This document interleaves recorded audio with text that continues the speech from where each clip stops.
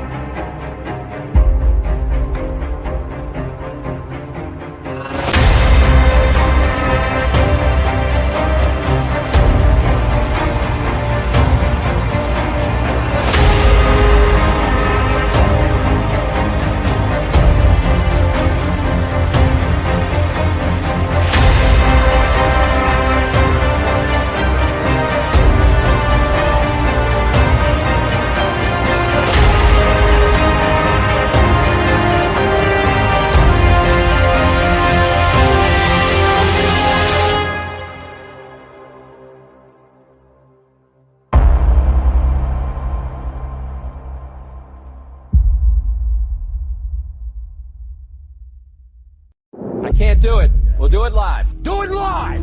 I'll write it and we'll do it live! Mister, will you please wake up, wake up, wake up, wake up, wake up?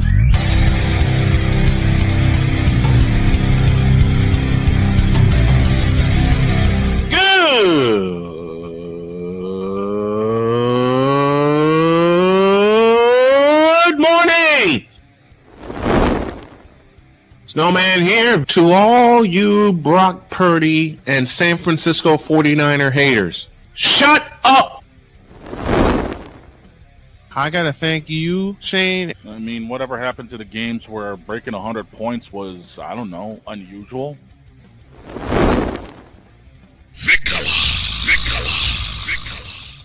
There was one word to sum up the All-Star weekend. Trays.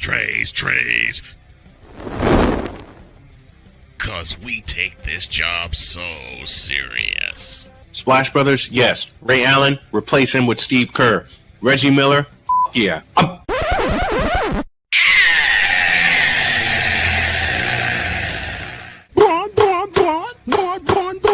What in the all types of blue hell?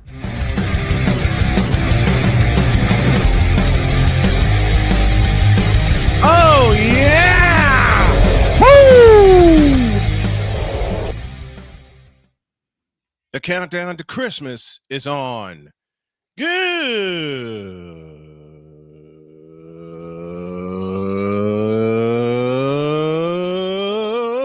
morning. Welcome to the Manic Monday edition. And it's pretty manic, folks, if you saw week 15. Welcome to the Manic Monday edition of Snowman in the Morning. Glad to have you all with us. And this first hour, I should say, and there's a reason I'm saying that. This first hour is presented by SeatGeek. Use the code Snowman to get $20 off of your first purchase. That's only through the power of SeatGeek, where fans can fan.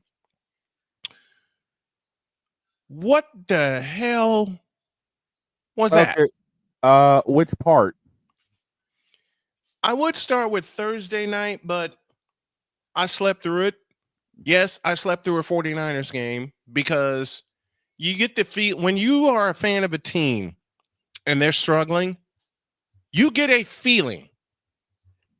Welcome to everybody in New England. But yet again, we already know where this sits. This has been yet another Beating a Dead Horse presentation. That's New England season. And unfortunately, it's the 49ers season. But the difference is this is an apparition under Kyle Shanahan. Yeah, and I mean... This is the only time I'll make this joke. Y'all got 38-day-old Mayo to deal with, which is becoming older and older and older each game. Yeah, they thought he was going to be Belichick's heir apparent. Well, the heir has been let out of the tires, and that started at the start of the season.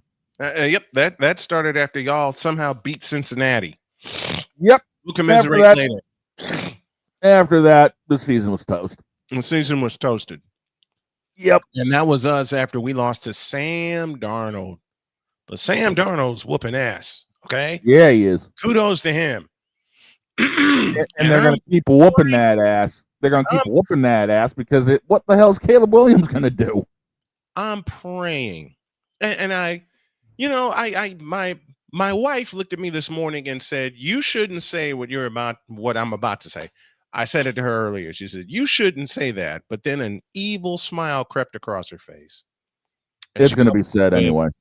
And she coupled it with, considering what happened to my Colts yesterday, say it. I hope the Minnesota Vikings, and I never thought I'd say this aloud, but then I used to live in Minnesota. I hope y'all stomp a mud hole in the Bears and walk it dry. Because I am sick to death of the Moronic Republic. Jeez Louise, I can't think this morning. The Midwest Committee of Bear Idiocy. Hell, they act like the Moronic Republic, so it fits. What? It fits. What? Like a glove. What? Like my favorite pair of jogging pants. What? Like my favorite sweatshirt, one of which I have on right now that my honey gave me. I want Minnesota to hang 50 on the Bears tonight. Yeah, nothing like seeing a good 50 piece go up in the first half of a game just to sit back and be like, ah! Mm-hmm. What was that? Because my wife said, "You're not a fan of the Bears, are you?" And she said this when we first got together, and we've been together 6 years now. I said, "No." Man, who can stand the fan base? You know, the Bears fan base, and I got an audience in Chicago at WRU tuning in. I'm glad y'all are tuning in to get the real. Because they don't deliver the real on the big stations in Chicago. And yes, I said that aloud, and I said it aloud proudly. Well, yeah.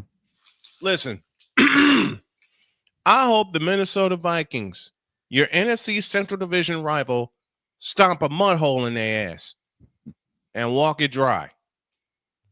Because I'm sick to death, and I've been sick to death all year, all freaking year, of people saying that Caleb freaking Williams is their franchise quarterback when, honestly, the Bears have never had a franchise quarterback.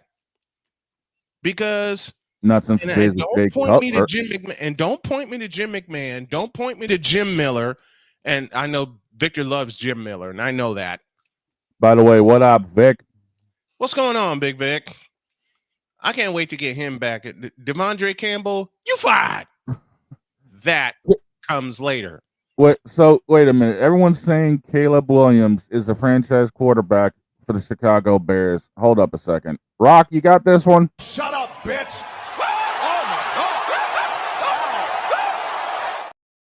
Mm-hmm. You know, there was something that Caleb Williams said to their new punter, rookie punter, when he said, "You're not going to punt much." Give me that button again, please. Hang on. He said what? He said, and get the button ready, that he said to the rookie punter, whose name escapes me right now. Caleb Williams said to the rookie punter, "You're not going to punt much."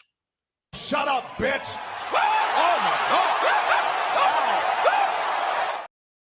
Mm-hmm. Thank you, Rock. I appreciate you. And you know another clip we need to get?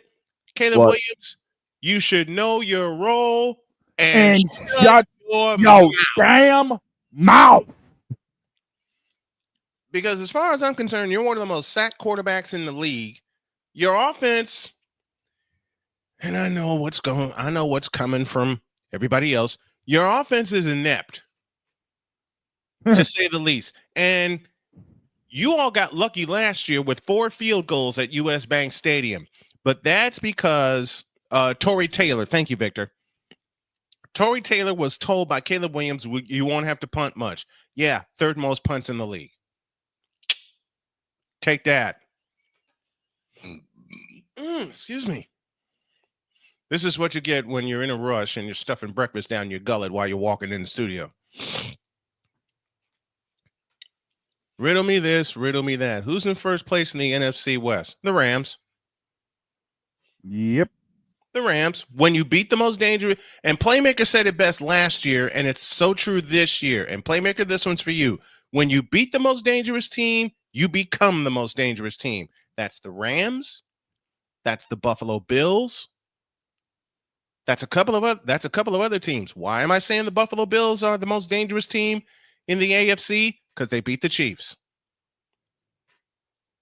Why am I saying the Rams are the most dangerous team in the NFC? Because people like me didn't give them a shot in hell. And they shot us in the ass. All right? I'm keeping it real, which is what many don't expect me to do. But hey, this is the week where I give the finger to everybody that doesn't believe in what we're doing. The Rams kicked us in the ass twice, and we deserve both losses. But back to the Bears, who I knew from minute one when they drafted Caleb Williams that they were not going to do anything. Well, duh. I was about to say, wait a minute. Are you laughing about the fact I found 2 different know your roles and sent them over? I got them. Nice. I got them both, and I'll use them. Trust me. When the new year gets here, I'll use them. Okay? We got plenty of reasons too. I most certainly do. About time they let me back in this damn truck. You took over the truck. Exactly. And then, as Victor said, to accompany, I should say, my statement about the Buffalo Bills, they rode on a Ford Field and won a 90-point, 1,100-yard, 2-punt war. 2. Yeah, they did. No, a 90-point, 1,100-yard, 2-punt, 1-turnover war with the Detroit Lions. Yeah, it was 4 punts. 4? Well, I only saw 4. 2. Yeah, it was 4 punts, 1 fumble. Let me throw a little love at Playmakers Rams. You know who the real comeback player of the year is? Matthew Stafford. For the simplest of reasons, this 36-year-old who I wrote off at week 1 has taken every single snap this year. And the best ability is availability. And one of the most available quarterbacks at 36 is Matthew Stafford. The other 30-year-old quarterback that's taken every snap this year, we saw him yesterday, Jared Goff. Yep. They just might meet in the NFC Championship. That is a possibility. That is a strong possibility now because everybody's taking the Lions and no one is counting on the Rams. And the Rams could do what they did 3 years ago. Surprise the hell out of everybody and go to the big dance. Yes. Now, I'm looking at the Buffalo-Detroit game, and when was the last time we had 2 teams go perfect on 4th downs? 1992. Bills 49ers. Bills went 1 of 1. Detroit went 3 of 3 on 4th down. Oh, and you know the best part?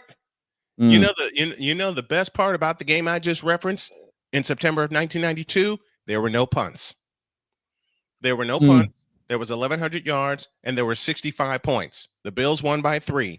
And Mike Kofer, a kicker, I never say I hate a kicker, but I hate Mike Kofer because 49ers more games than he won. Although I love you, Mike Kofer. And I think we're going under to Australia. Scott is with us. Says Snowman JJ sent me good morning, and I got a new image, mate. I see that. But back to the Bears. The Bears. You know, let me put it this way. Excuse me. Dear Chicago Bears, no, dear Midwest Committee of Bear Idiocy. Have a seat.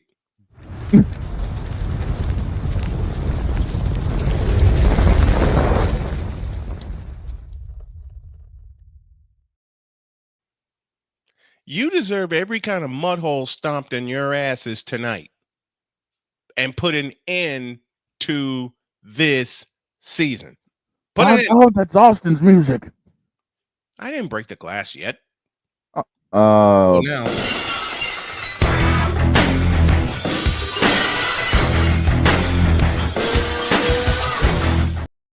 There you go. Oh, God, that's Austin's music. And that's Sam Darnold running down to the ring, clotheslining people on the way down. All right. Oh, God, it killed him.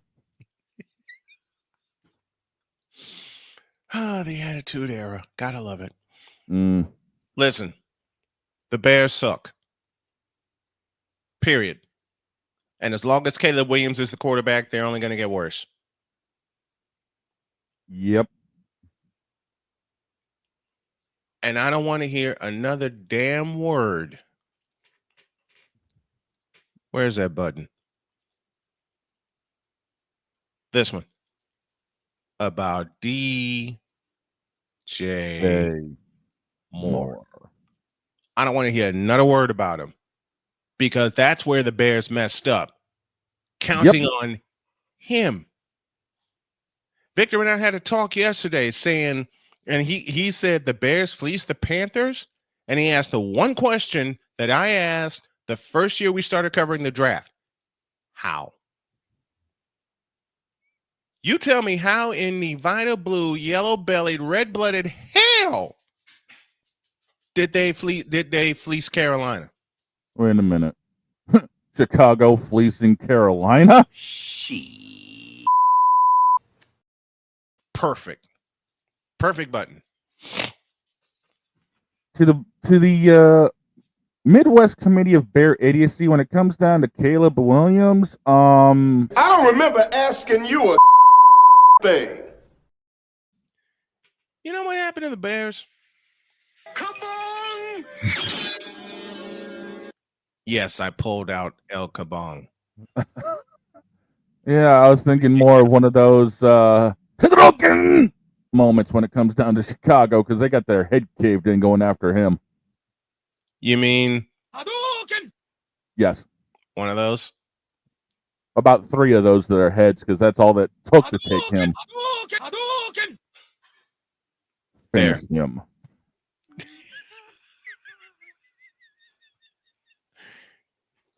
Don't you tempt me. Finish him. Don't you tempt me. How long have you known me now? Long enough. And who gets all the buttons and audio? Uh-huh. Oh, I got a funny story to tell y'all about how I shocked him, but that's later. Listen, Chicago Bears. In a series of stupid moves since 1988, Wilbur Marshall, anyone? You let Wilbur Marshall walk to the Washington Redskins, and what did they do? Won a Super Bowl. Mm-hmm. But as we've said for the last 2.5 seasons, you have mortgaged, risked, doubled down, and now thrown away your entire future for DJ Moore. You extended him instead of using that money wisely on an offensive line. To Virginia McCaskett and the brass in the Chicago front office. Stop it. Get some help. You're telling Virginia McCaskett to get help. Michael did it, not me. I know Michael did it, and I revere Michael Jeffrey Jordan. In an edited comment, What is that? y'all know the rest of that. because I can't play it. Yep. That's it, man. Game over, man. It's game over. Thank you to the late, great Bill Paxton. Listen, until y'all get an offensive line, draft a rookie running back. And yes, I said draft a rookie running back because you're misusing DeAndre Swift. But then again, your offensive coordinator is your head coach. That should tell you everything you need to know. And he's been put in a horrible position of failure. He's been put in this position of failure. That's it, man. Game over, man. It's game over. Actually, I was actually thinking more like too old for this. That's later. Later. If they appoint him head coach, a la Raiders doing the same for Antonio Pierce, I'll laugh louder. Does anybody? I was about to say, does anybody think this is a good idea? Goodbye, baby. Thank you, Paul Allen. Matter of fact, where is it? Where? Speaking of Paul Allen, listen, Bears, I'll use my own sound and poke fun at myself at the same time. You actually think you have a shot tonight? You fool! Wait a minute. Give me the video version of that. Oh, hang on a second. I got you. You looking for this? You fool! That's exactly what I'm looking at. 4. You're despicable. I know what Bear fans will say to me. Use a troll. Troll. Use a troll. Troll. Use a troll. I said that use a troll.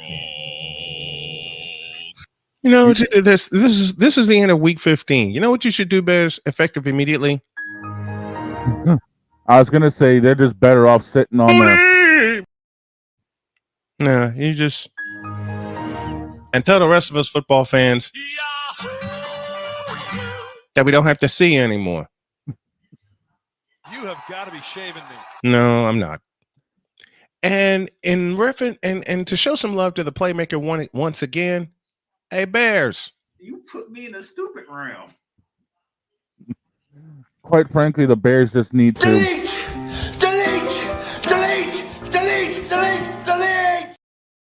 Who's in charge?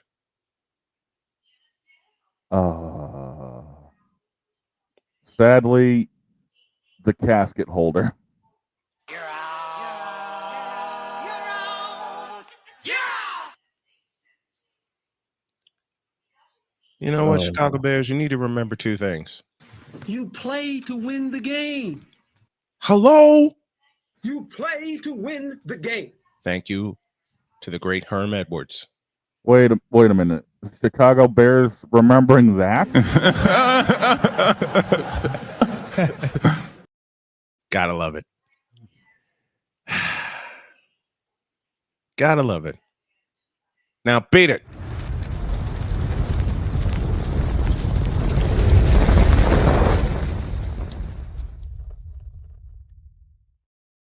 I think we just stunned Playmaker with that with one of his quotes.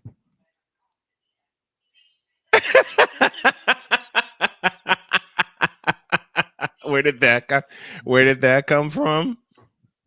You mean this? You put me in a stupid round. It all started one day when Cole Johnson struck with this. So I realized that I think even though it's not advertised, right, there has to be a place for stupid people. We don't know because we're not stupid, so we don't know anything about it. It's like a secret club society. Oh my gosh. So I come to the conclusion that he graduated from SU, stupid university. Yeah, and all the stupid ass letters that go along with graduating high honors of being stupid. I can't do no more, man. Vámonos, dominos, vámonos.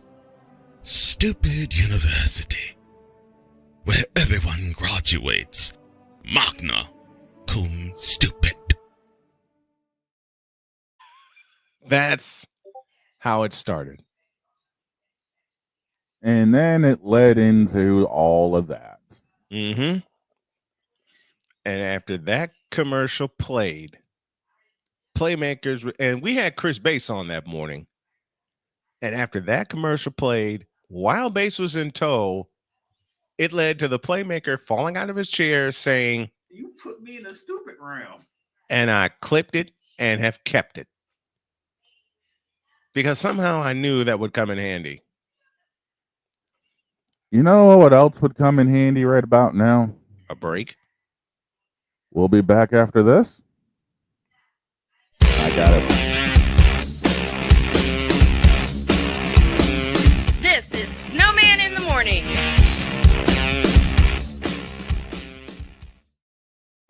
Are you ready to upgrade your coffee game?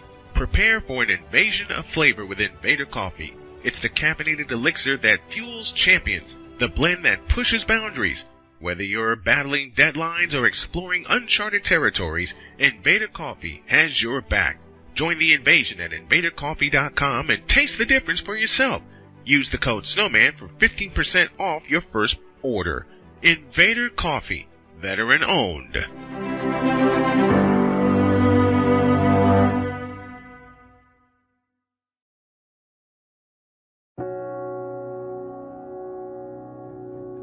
Do you remember our first group photo? This is it. Smiles all around, even though we were all nervous. Who could have imagined that our first weekend together would soon turn into a lifetime of memories? You're an amazing young man. Your brothers and sisters really look up to you. They're a big brother.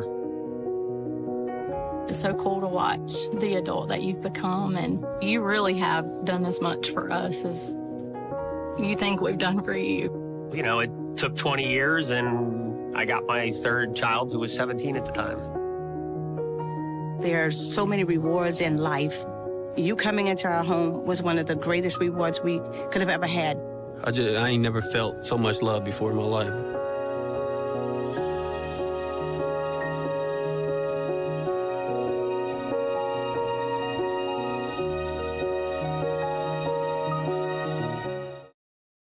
SeatGeek is the ticketing app for fans like the High Five Strangers guy. Game-winning interception. First down. Just a nice, solid tackle. If you're in arm's length, you will be swapping skin with this extrovert.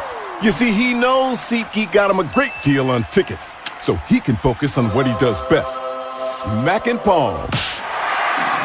SeatGeek handles the tickets to sports, concerts, and more, so fans can fan. Quinn. Moment of clarity. I haven't watched BT in years. KP. Drake needs to come back with another triple platinum album. E Digger. And then you have Ray J. Like, I can't stand that River Cricket. The Guru. Okay, the level of crack she's smoking, I don't want it. BS3 Network proudly presents the Knucklehead Chronicles podcast, where from card tips to hot topics to meep of the week, anything goes. Live every Sunday at 2:30 p.m. Central.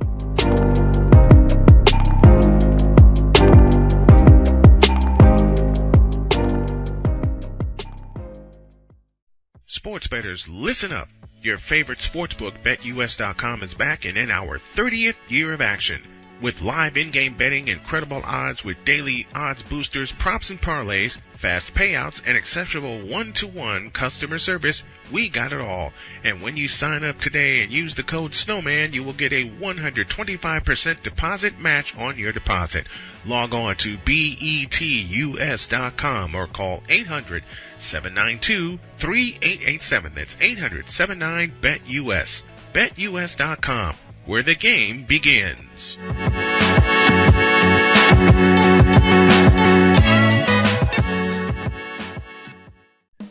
Attention sports fans, looking for the ultimate gear and apparel to show your team pride? Look no further than Fanatics, the #1 destination for sports enthusiasts. Visit snowmanmultimediasports.com today and shop a wide selection of officially licensed merchandise from your favorite teams and players.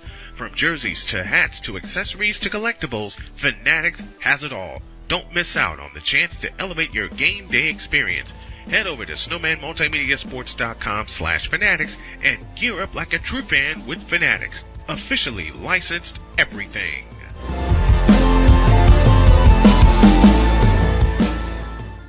It's no secret. Today's consumer wants convenience and likes things on the go.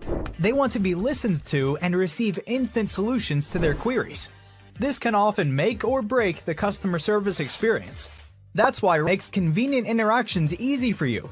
Whether your customers want to connect with you via text, Facebook Messenger, Google, Instagram, or website, all messages now come to the one easy-to-use inbox, so you don't have to check a dozen different sites from the platform. From here, you can send SMS or email, answer questions, schedule appointments, take payments, and close more deals simply by messaging back and forth with your customers. When someone searches for a business like yours, they will look at your reviews. So unless you have more positive reviews, they'll choose someone else. Luck makes it easy to collect hundreds or even thousands of reviews from your customers. Simply send a review invitation or create automation that requests customer reviews right after the sale, or maybe right after a service is completed. It will take them 30 seconds or less to leave the review. Now those reviews will show up on the search result and increase your ranking that matters most. Plus, our advanced reporting will show you exactly where your leads are coming from and if your website or ads are doing their job. So why are you waiting? Put your business way in front of your competitors, get more leads, convert more of those leads to paying customers by getting started with today. Mister, how do you operate this Twitter thing or this Instagram thing or whatever the heck? You're supposed to know all this stuff. Anyway, welcome back to the show. I have a little surprise on the way. You'll be here in a couple of minutes. How? We're going back to what we started the show with. You know what? Let me change that. So, Alex Kennedy. You knew where I was going. I love you for that. And echoed by Kevin Cholera, said players aged 22 or younger, we're talking NBA briefly, who totaled 4,000 points, 1,000 rebounds, and 700 assists in first 3 seasons. Franz Wagner, Chris Paul, Anthony Edwards, Russell Westbrook, Luka Doncic, and you know who. Ugh. So I decided to have a little fun. And I said, and they're all ringless. Yes, I put LeBrick on the ringless list. And all these guys have ruined the NBA. Hashtag Snowman Says. Now, anybody who can read between those lines and figure out how sarcastic I'm being about one of those players, then y'all get my sense of humor. Mm-hmm. But I'm willing to lay you a bet. I am willing to lay you a bet that they won't. No, what's sad is those who don't know the sense of humor have one question. Bitch, are you for real? Oh, and I expect that question to I expect that question to come in tow.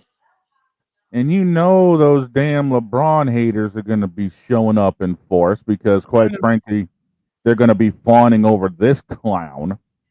Yeah, and he's a clown. Yes, LeBron, we're talking about you. Shut up. He's a clown. He is a clown. And has been. Has been. Was been. A wannabe.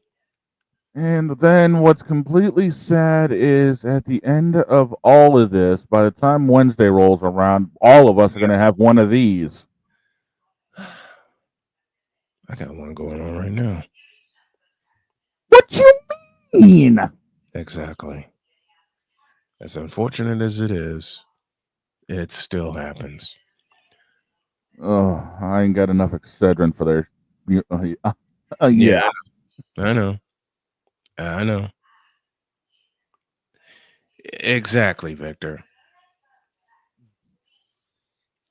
Let's hope not. I will say, yes, as I said many times yesterday after the Colts disintegrated, I quit. Yeah. That's because that would be my exact response if that happened, and I don't want to even say it aloud. They would. I quit. And I don't want to say that ever. Trust me, at the start of the season, I did, and it was all because of this clownery. Mm-hmm. Because yes, Robert, it is you. It has always been you. It will forever be you, you demonic little rich bastard. Forever and ever. Amen. I think we need I think we need the father to go off. I have to step out for a minute. It's all yours. Oh, it's a good thing I showed up my children, because unfortunately, the house in New England is still slowly suffering a huge, huge issue. And we have found out one of the problems that we have had. Our left tackle doesn't know crap. Mr. Lowe, sir, please sit down, shut up, and pay attention.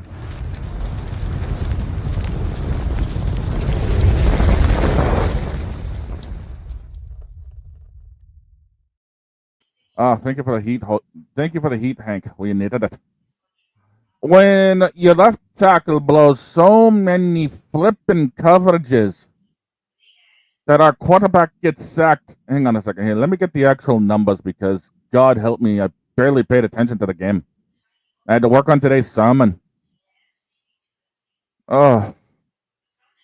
How many sacks? We only gave up 2 sacks, but we had Drake May on the ground way too many times because our left tackle, Mr. Lowe, had absolutely no idea what in the blue hell he was doing. And we saw that from the first quarter on. He was getting beat worse than a government mule. Thank you for that, Jim Ross.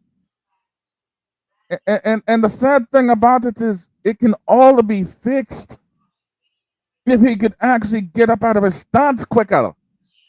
But no. The New England season has been a toss away for the longest time. The longest time. We should have gone into Arizona and actually beat them. But instead, we're the ones getting whooped.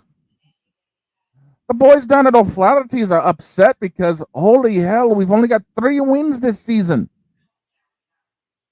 At least we're doing better than when Minnesota was. At least Minnesota was doing better than us right now when it came around this time of year. 5 freaking wins. You're welcome. It's hard to believe all of this going on right now in New England. And what does Coach Belichick do? He ends up getting a job down in North Carolina. He gets a job coaching college ball for the first time in his career. I guess those 6 Super Bowl rings are worth something. Better than sitting around on the CW. This whole doggone season has been a complete wash. 38-day-old Mayo coaching this team. And what do we have to show for what we've gone through this year? We only had 3 points going into the 4th quarter against Arizona. 3. We have lost to teams that we should have been beating. It is ridiculous.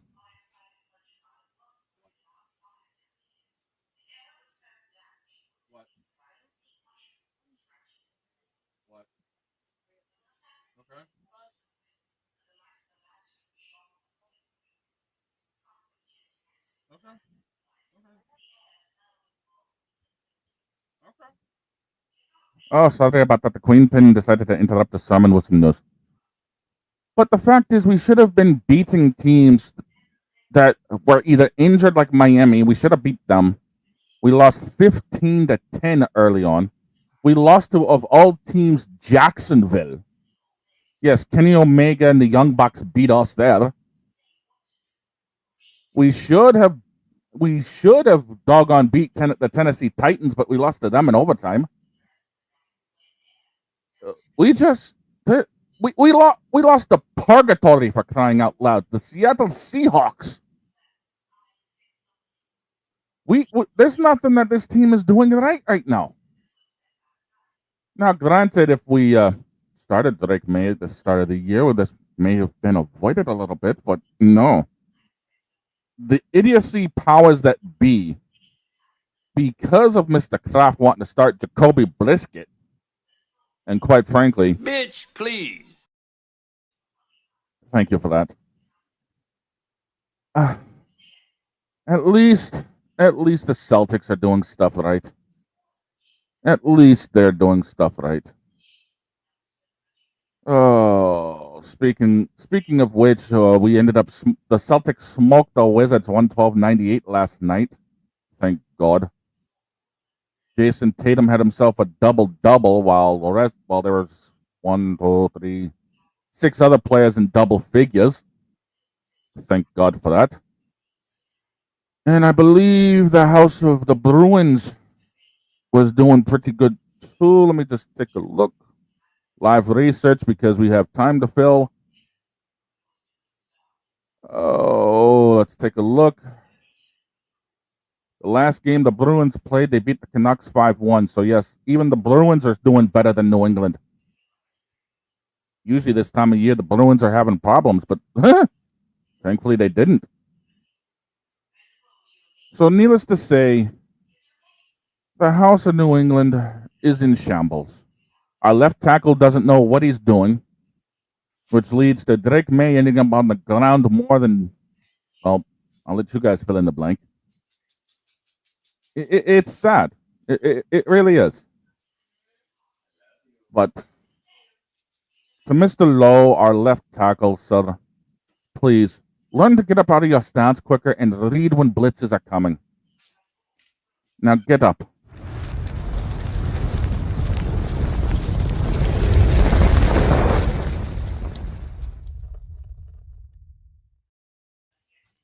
The father had to put New England's left tackle on blast because he's the reason they had problems yesterday. Oh yeah, saw that. That's just sad. Anytime I can see it from about, I don't know, 400 steps away, which is where I was. Yeah, well, good thing is Hank brought by the extra big tank today because I don't think we're done. I hope not. No, I don't think we're done. I don't think we're nowhere near done. Let's take a break. When y'all get back, we have some more people to fry. Oh, boy. Hey, New England Patriots, do us a favor, will you? Stop it. Get some help. Sorry. We'll be back after this.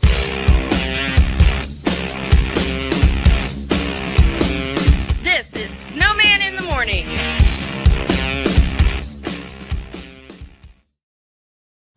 People tell me how lucky my daughter is to have been adopted. But really, we're the lucky ones. Learn more at adoptuskids.org. This planet has been great to me. It's given me gifts that I can't even explain. It's given me adventures and memories I'll never forget.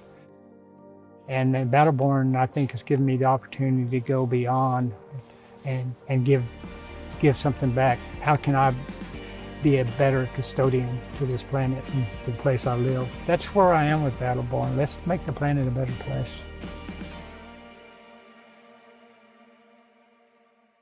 Whether it's news, the largest egg producer finds bird flu in chickens at a Texas plant, weather, devastating tornadoes rip through the heart of the United States, inspiration, a breast cancer survivor completed the journey of chemotherapy, and now begins a future one of matrimony or sports. Michael Jordan is shown on a photo with Diddy. LeBron James has a video extolling the virtues of a Diddy party.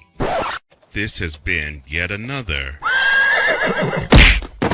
beating a dead horse presentation. We got you covered. BS3 Network, in association with Comey Media Incorporated, proudly present The Morning Shift with Cole Johnson. Live every weekday at 8 a.m. Eastern, 7 a.m. Central.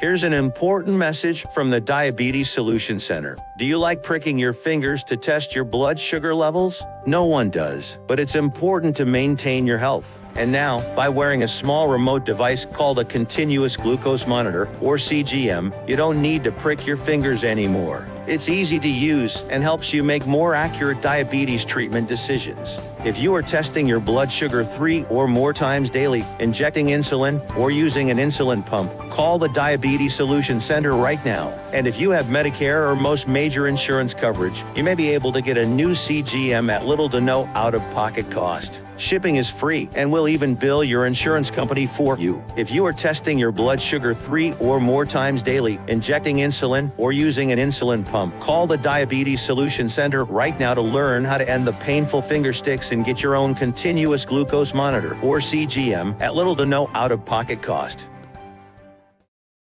SeatGeek is the ticketing app for fans like Boomstick Lady. No free throw is safe from the roar of her sticks. SeatGeek helps her find a seat in the direct eye line of the shooter so she can sit where her boomsticks make the biggest boom. Everybody okay? SeatGeek handles the tickets to sports, concerts, and more, so fans can fan. Join the transporter to Hades. Your butt and gut becomes one.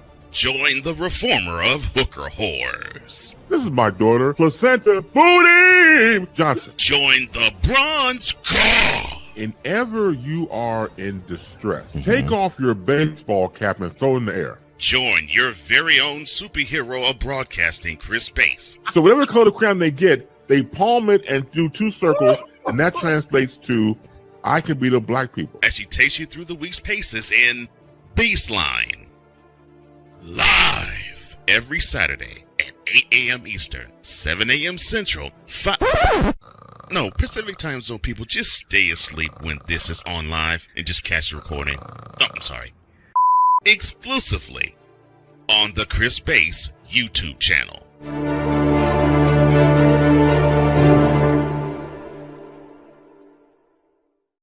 Mister? How do you operate this Twitter thing or this Instagram thing or whatever the heck? You're supposed to know all this stuff. Anyway, welcome back to the show. Here's my surprise.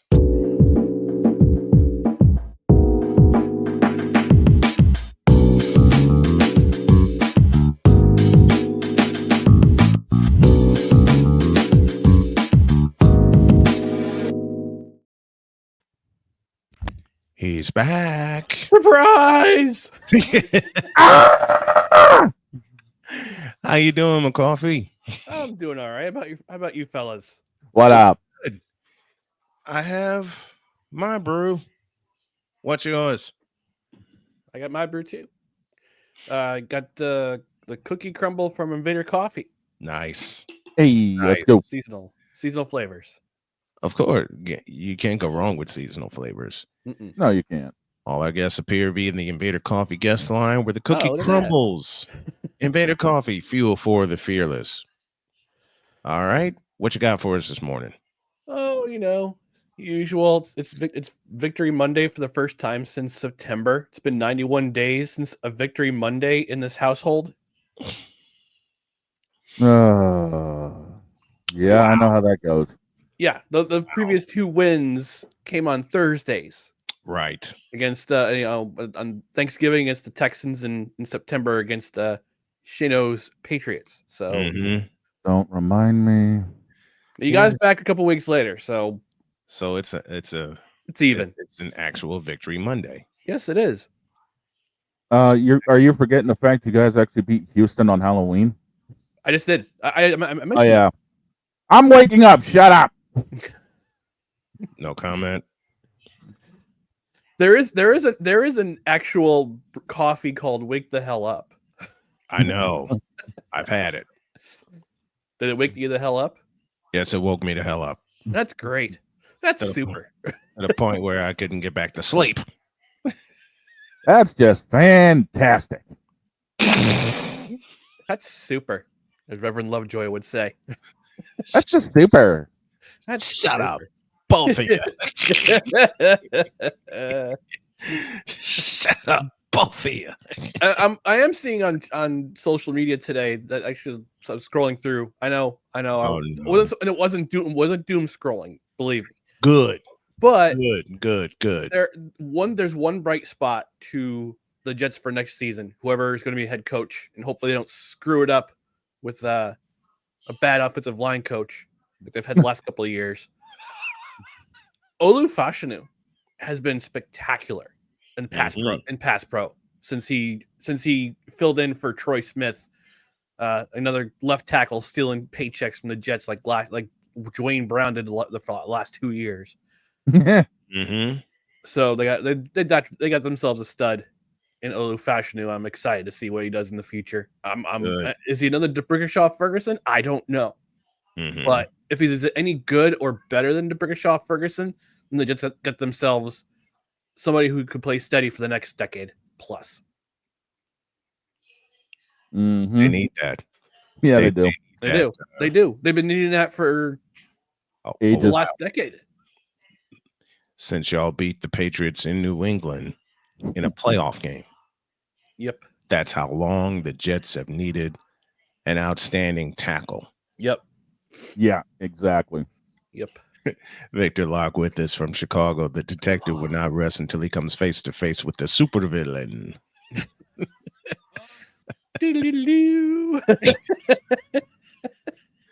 We got to get that guitar piece now. So when Victor introduces you, we can play that guitar piece. You do, yeah. Oh man, I will say that I will say this, but I know you were kind of down on the Colts yesterday because Jonathan Taylor. Woof. What are you doing, buddy? Exactly. That was bad. But they do have, if the Chargers lose out and the Colts win out, the Colts have the easiest path to the playoffs, to the wild card. You got Tennessee next week, who is Tennessee. The Giants, who are the Giants. Who are the Giants. Yep. And they wrap up the season at home against the Jaguars. They don't have to go. They don't have to travel to Jacksonville and play terribly. Right. We don't have to. We don't have to repeat what happened 3 years ago. No, Carson Wentz. Hello. Let me tell you what happened 3 years ago. Right after Christmas, well, Christmas Day, as a matter of fact, 3 years ago, I didn't feel good at all. I mean, the first part of the day I felt great, was running around with my nieces and my nephews. And then all of a sudden, while we were handing out presents, my body just went flat. Mm-hmm. Like, what the hell is going on here? I whispered to Jody and I said, baby, I'm going upstairs. I don't feel good at all. And she says, all right. COVID decided to kick me in the rear end. Oh, fun. Unexpected. It was so unexpected. And a day later, my wife got it. So that weekend, the Colts had to play the Jaguars. I somehow summoned up the strength to talk to Matt Taylor, who was the voice of the Colts. Mm-hmm. Yep. I taped that conversation. I ran it. Shane made sure that I ran it that Friday. Oh, yeah. And Jody checked in with me. She says, don't forget to play that conversation, and you got to post it because we got to play the Jaguars on Sunday. Right. We looked at that first drive together. I looked at Jody. She looked at me, and she said, this game's over. Put it on I'm Red taking Zone. a nap. Put it on Red Zone. I'm like, baby, I'm taking a nap with you. The only piece of strength I got was later on that day when the Niners beat the Rams to get into the playoffs by some miracle. Mm-hmm. We beat them. I was texting with my brothers yesterday. We do this on Sunday. This has been a Sunday tradition for quite a while. My brothers, but shout out to my brother Jim, who turns 50 today. So happy birthday, Jim. We have great celebration on Saturday night. All the Sibs were in town. All the Sibs were in town. My sister and I, my brother, big brother Jeremy from New Hampshire, and then my brother Jim. They were hosting. My sister-in-law was hosting for my brother. So all of us siblings got together. We're just having a great time. Nice. But he turns 50 today. So yeah, it just tells you, oh, that's not too far away. But my brothers and I were texting. Already there 2 years beyond. Okay, so I get it. Congratulations. So I was, we were texting each other. My brother, I have another brother. I mentioned my brother's in New Hampshire. One of my brothers is in New Hampshire. They, instead of having because he was trying to get back home from New York, to New Hampshire in time for the Bills Lions kickoff. Right. Guess what they were playing at 4:25? Oh no. They were playing Cards Pats. I feel sorry for you. And then he said, "Well, the station and wherever in his location said, yeah, they had the smarts to switch it over to the Bills Lions game after the third quarter because the game was over. That game was done. Like, really? I mean, not even Pats fans wanted to see that game. They knew it was going to happen. Mm-hmm. I didn't want to watch the damn thing. See, one lying. Nope. But he's a Bills fan in the middle of Pat's country, so he's loving his life. I feel sorry. He's loving life. Well, he's loving life now, but like the first couple of years he was in New Hampshire, he's like, oh, the Bills are terrible. I have to watch the freaking Patriots every week, and they're all winning. And it's like, man, he's like, Do you have any idea how many times I've heard that story? The only team he hates more than the Patriots are the Dolphins. That's a giving. No, but he hates the Dolphins. He doesn't mind the Jets because I'm his brother and I'm a Jets fan. Like, yes. I've learned to tolerate Bills fans, not because of my brother, but because I have other Bills fans around me, and they're just fun. They're fun. Like, they'll bust your chops, but at least it's like with some of the teams that I tolerate, my wife and I tolerate. We'll bust each other's chops, but it's in fun. At least you get to put Bills fans through tables. It's true. But they want you to put you through a table. That's the difference. All I gotta say, leave on it. They begged Tom Grossi to go through a table when he did his nationwide tour. Something I'm going to do next year, but they begged him. You're going to go through a table? No, I'm going to do a nationwide tour. I don't have. I was about to say, if anyone's going through a table, I'm putting someone through a table, not the other way around. Yes, I am putting someone. I volunteer to put Shane through a table. Boy, I will wreck you. I'm gonna choke slam you both through a table. Oh, this man over here thinks he's Big Show. Come on now. If I ever get the strength, I'm putting everybody through. Well, it's a big show. Big slow. Well, I said big snow. Big snow. It's a big snow. Ladies and gentlemen, excuse us.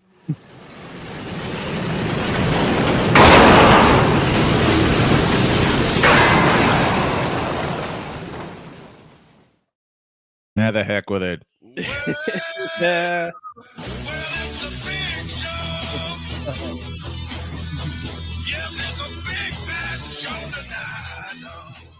No.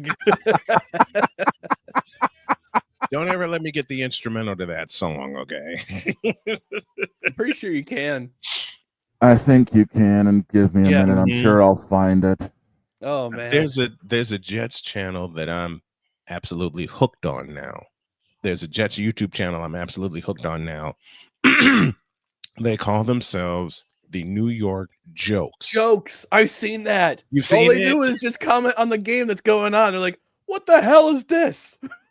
I could say it. Their accents. Their accents are just accents. perfect. So it's off their authentic New York accent and their commentary. Yes. Has me on the floor laughing. Oh yeah. And this Jody guy don't know how to play quarterback. Yeah. Give me the gabagool. 4, 3, 2, 1, and that was the game against the Patriots. Yeah, and I'm just sitting there laughing, and I suggested to Jody, you need to come on air with me and do a Colts game. She looked me in the eye and she says, "You don't want that." I said, "Why?" She says, "The bleep button." Yep. She says, "You know I don't have a filter." I said, "That's the best part about it." Yeah. And then I showed her that channel, and she looked at me and she says, "Honey, you got to protect your brand." I'm like, "Baby, I still want you on at least for one game." Mm-hmm. She says, "All right, on the condition that one game is YouTube exclusive." Yeah. I said, "Baby, done. I won't put it on the radio networks. I'll turn you loose. Mm-hmm. Yeah. And there's no filters on YouTube. There's no filters on YouTube at all. But she did mention that I do have a brand to protect, and I understand that. Yeah. And of course, given the fact that I now have children and grandchildren, they want to see the best. They want to see the best also. But I made the suggestion to Cheyenne that Jody join me for a game. And Cheyenne was here last year when the Colts played the Texans in the final game of the season. And my son Dakota was here. And they were throwing comments at me. And Cheyenne said, "What if mom actually did join you?" Yeah. I said I wouldn't get a play in. And Jody starts laughing and Cheyenne starts laughing. She says, "Why?"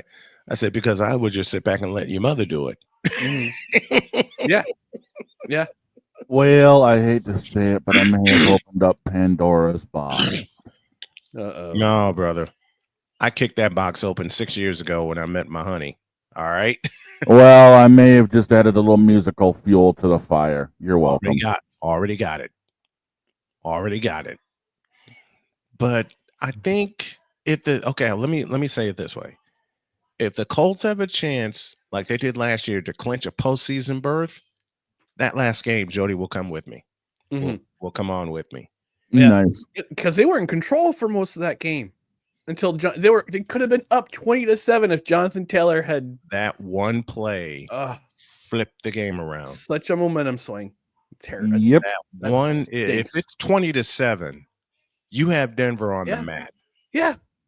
You have Denver on the mat. And I'm going in on Jonathan Taylor later. I love Jonathan Taylor, but I gotta roast him. Boneheaded play. Bonehead.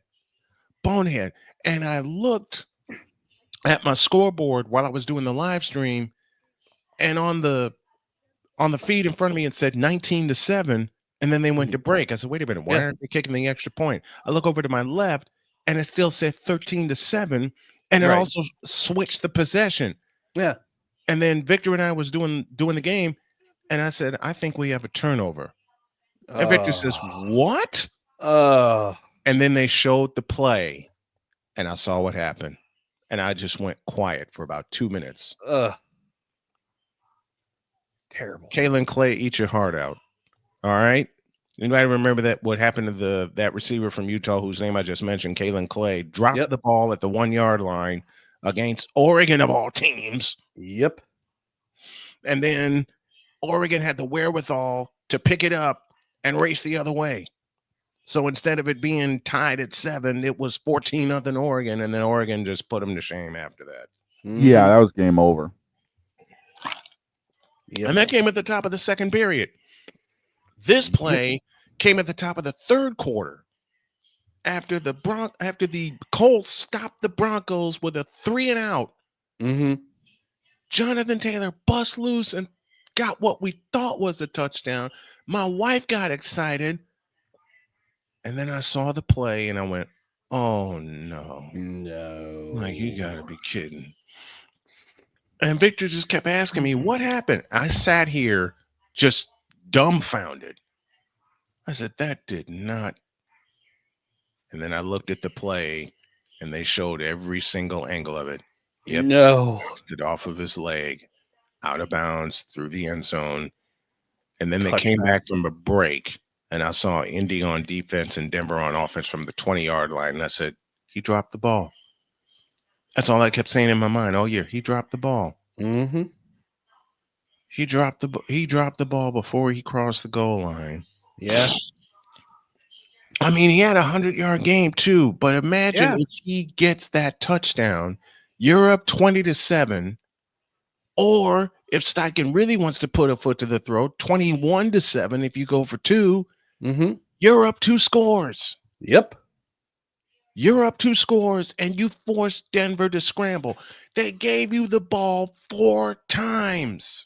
You gave them the ball 6 times.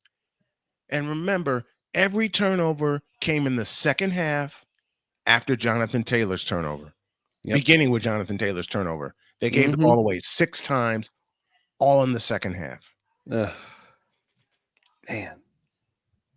Imagine where the Colts would be sitting right now if they're up 2 scores and they have Denver on the brink of a loss, because there's no way Denver roars all the way back with no kind of momentum if they're down 20-7. Yeah. Early in the third period. So on a different topic, Snowman, I want to switch topics. Another reason why I'm happy today. I New Jersey Devils. Let's talk some hockey, my friend. I'll salute the Devils. Let's go. I see a game in March that we could possibly team up to do a Are they playing my Blackhawks? Alternate play-by-play. Yep. They're playing my Blackhawks in Chicago. You're on Wednesday, March 26th. You're on. Sweet. And that's a perfect day too. You're on. Yeah. Midweek game. Me and McCarthy just teaming up to do alternative play-by. Yes. Yeah. Put it in the book. Yeah. All right. Thank you, Howie Rose, for that phrase. Put it in the book. Put it in the book. And what's really cool is that I discovered back in July. My niece is preparing to go to college because she graduated from high school early this year, and she was going to college, survived her first semester. She good. Said, so we were talking, I'm like, yeah, I'm just kind of paying attention to stuff. I was like, and all of a sudden, like, the topic of hockey just randomly came up. She goes, I love hockey.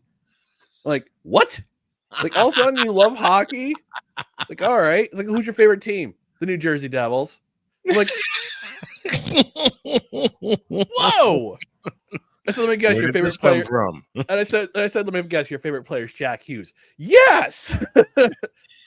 And I jokingly said, well, he is kind of dreamy, you know.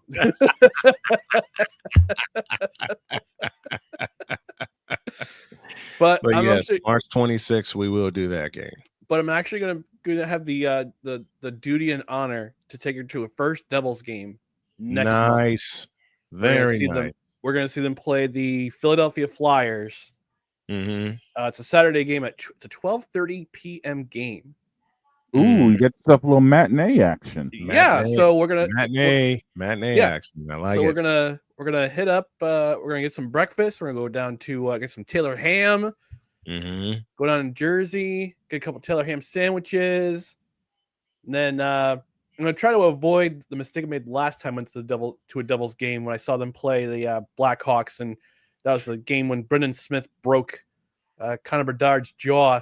Because I went with a friend of mine, and it's in January, and it took us almost an hour to get to I-80. So I think with the matinee game, we can stay a bit longer at one of the bars adjacent to Prudential Center, hang out there for like a good hour or so. Then we head back up, and we'll be home by like 7:30, 8 o'clock at the latest. Get home in a decent hour. Yeah. I saw some other stuff on YouTube also, because was it the Three Rails Metro Hockey Podcast presented by No Credentials Required? Actually, yes. Yeah, let's go. I'm gonna have to find something else for moments like this. Hang on. Oh boy. And not only that, I ran across a channel with a family that's from New York. You can hear the accent and everything. Oh yeah. And the son was getting his mom, his dad, and his girlfriend to guess NFL logos. The names of the NFL logos. And all I can think of was trying to tell my sister back in the day what these logos are. And she wasn't having it. The only difference, they supplied a New York accent. Now, I know they coached each other to say the absolute wrong ID or wrong team name. Like they showed the logo for the Giants, and the mom guessed it was the Mets.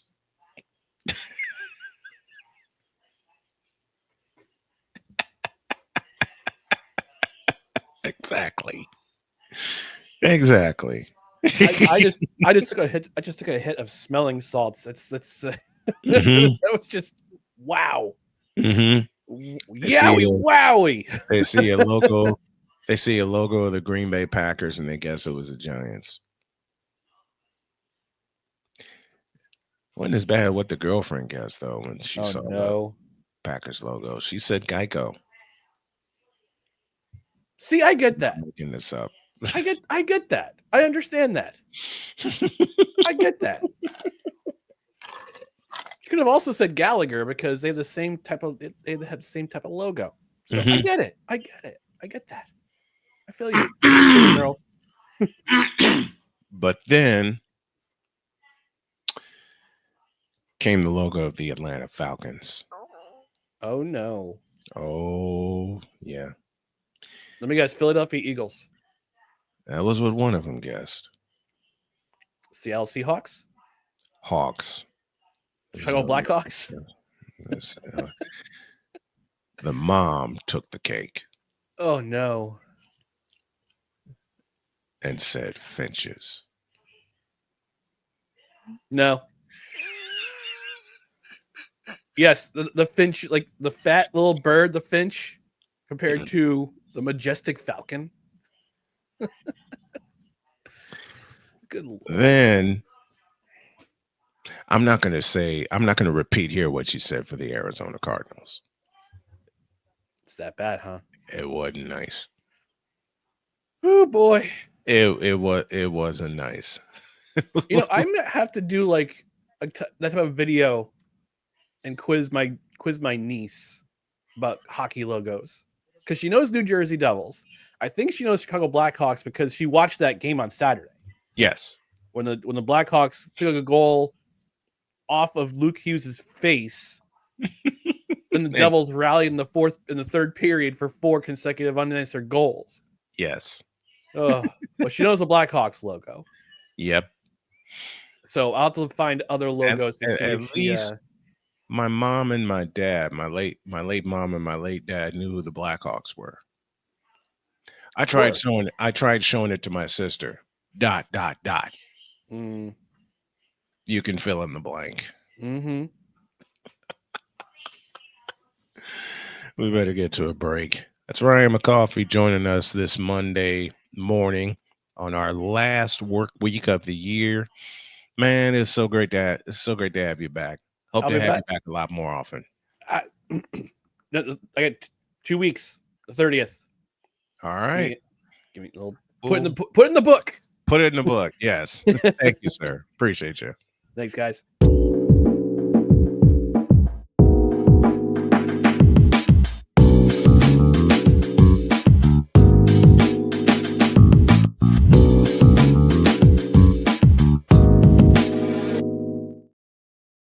We're going to have to do that again. Yeah, we are. And it sounds like we're going to be coming back a couple of days early to have some fun. Uh-huh. Okay. I believe that ends the first period. First half, actually. Oh, we're shortening things up today? Let's just say my brain hurts. Know the feeling. Back in a minute.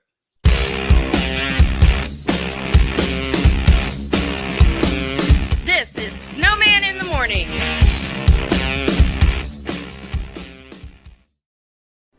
Are you ready to upgrade your coffee game? Prepare for an invasion of flavor with Invader Coffee. It's the caffeinated elixir that fuels champions, the blend that pushes boundaries. Whether you're battling deadlines or exploring uncharted territories, Invader Coffee has your back. Join the invasion at invadercoffee.com and taste the difference for yourself. Use the code SNOWMAN for 15% off your first order. Invader Coffee, veteran owned.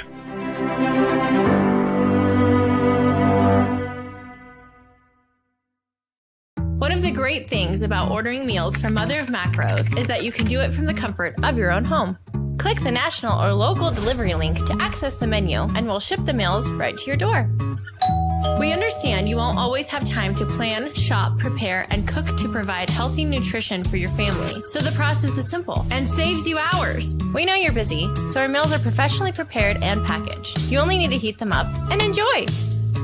We provide macro-balanced, delicious meals chock full of fresh, local ingredients with none of the stuff you don't want to eat. Plus, our menu changes every week, keeping your taste buds wanting more. We take care of your meals so you can worry about everything else on your list. Mother of Macros.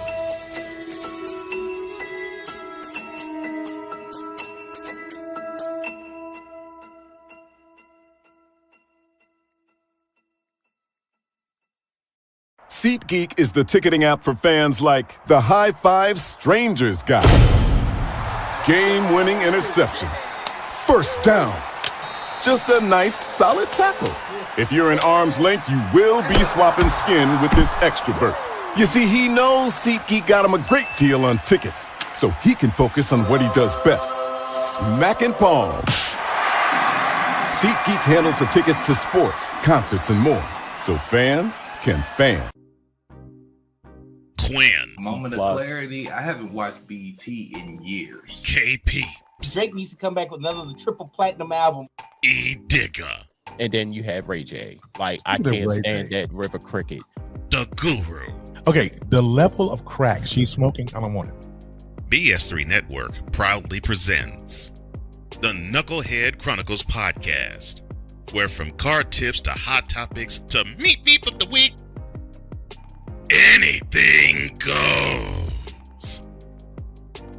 Live every Sunday at 2:30 p.m. Central.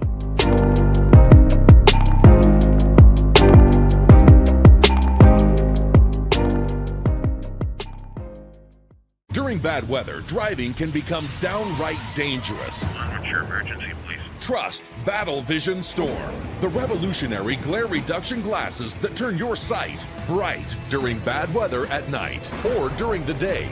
Watch your ordinary vision become extraordinary. Battle Vision Storm uses light-optimizing lenses that block blue rays, so you see clearly in heavy rain at night or blinding snow during the day. Heavy rain, snow, sleet, or fog can make it impossible to drive. Not with Battle Vision Storm. Get your Battle Vision Storm for only $19.99. But wait, due to rising costs and supply chain shortages, this may be your last chance to get your very own at this low price. There is a strict limit of 4 Battle Vision Storm per order while supplies last. Don't wait, order now. Call 1-800-483-6319 or visit battlevisionstorm.com. So call 1-800-483-6319 now. Mister? How do you operate this Twitter thing or this Instagram thing or whatever the heck? You're supposed to know all this stuff. Anyway, welcome back to the show. All right. I need to show something. Okay, what you got? Time now for our cricket call of the day, presented by Cricket Wireless, the official wireless carrier of Snowman Sportsnet. Okay. No clue. Let's go to Chicago. In particular, we go to the United Center. This happened. Hurt some hand or something. He's been it's been tough all game. Here's Bedard with a shot. That was one. Won the face-off, though, so shook that off quickly. Yeah. There's a wraparound in front. Sorokin, he's gone! Oh, my! 54 seconds left. Hawks go up 4-3.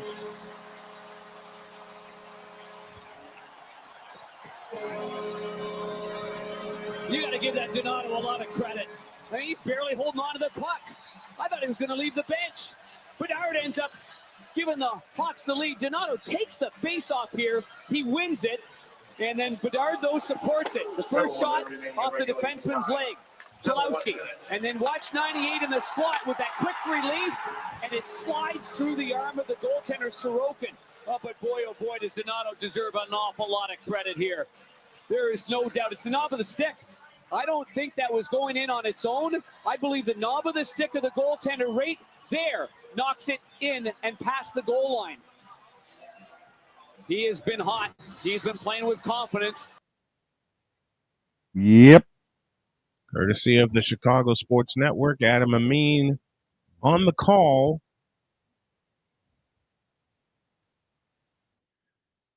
I can't wait to see the Hawks put it all together. Yeah, they have the pieces. It's just putting it together, man. Just Can't wait to see them put it all together. I think the biggest thing they need to do is find a more consistent goalie, to be honest with you. Thank you. You're saying what I was thinking of. I mean, you got the defense pieces in place. You got Bedard leading the way on offense. You just need a solid piece behind the pipes. We get a solid piece behind the pipes, and the Hawks are back. They're easily right there. They're right there. They just need to get a solid rotation in goal. Yes. That's it. Need to get a solid rotation. They just need to get a solid rotation in goal. Yeah, that's a plain and simple. I mean, New England. What am I? Damn it, Father! Shut up. Boston needs to have the same thing. I mean, yes, we can't rely on doggone Swayman all the time. Yeah. Our other pieces need to start putting it together. We're only 3 games above water right now. Mm-hmm. And the Swedish sieve is being a sieve. And I hate saying that. Mm-hmm. I hate saying that, but hey. It's true. It is true. It is true. But I had to do that. And I'm looking at I'm a broadcast fiend. I'm a sportscast fiend. I can't help it. I love looking at technology and how they did everything when NBC Sportsnet was bought out. I'm looking at how they set up their goals and everything, how they set up their graphics and everything. You know, this is kind of cool. Yeah, it is. This is kind of cool. Which makes me really think of how we can put something together. Yeah. And I mean, really put it together.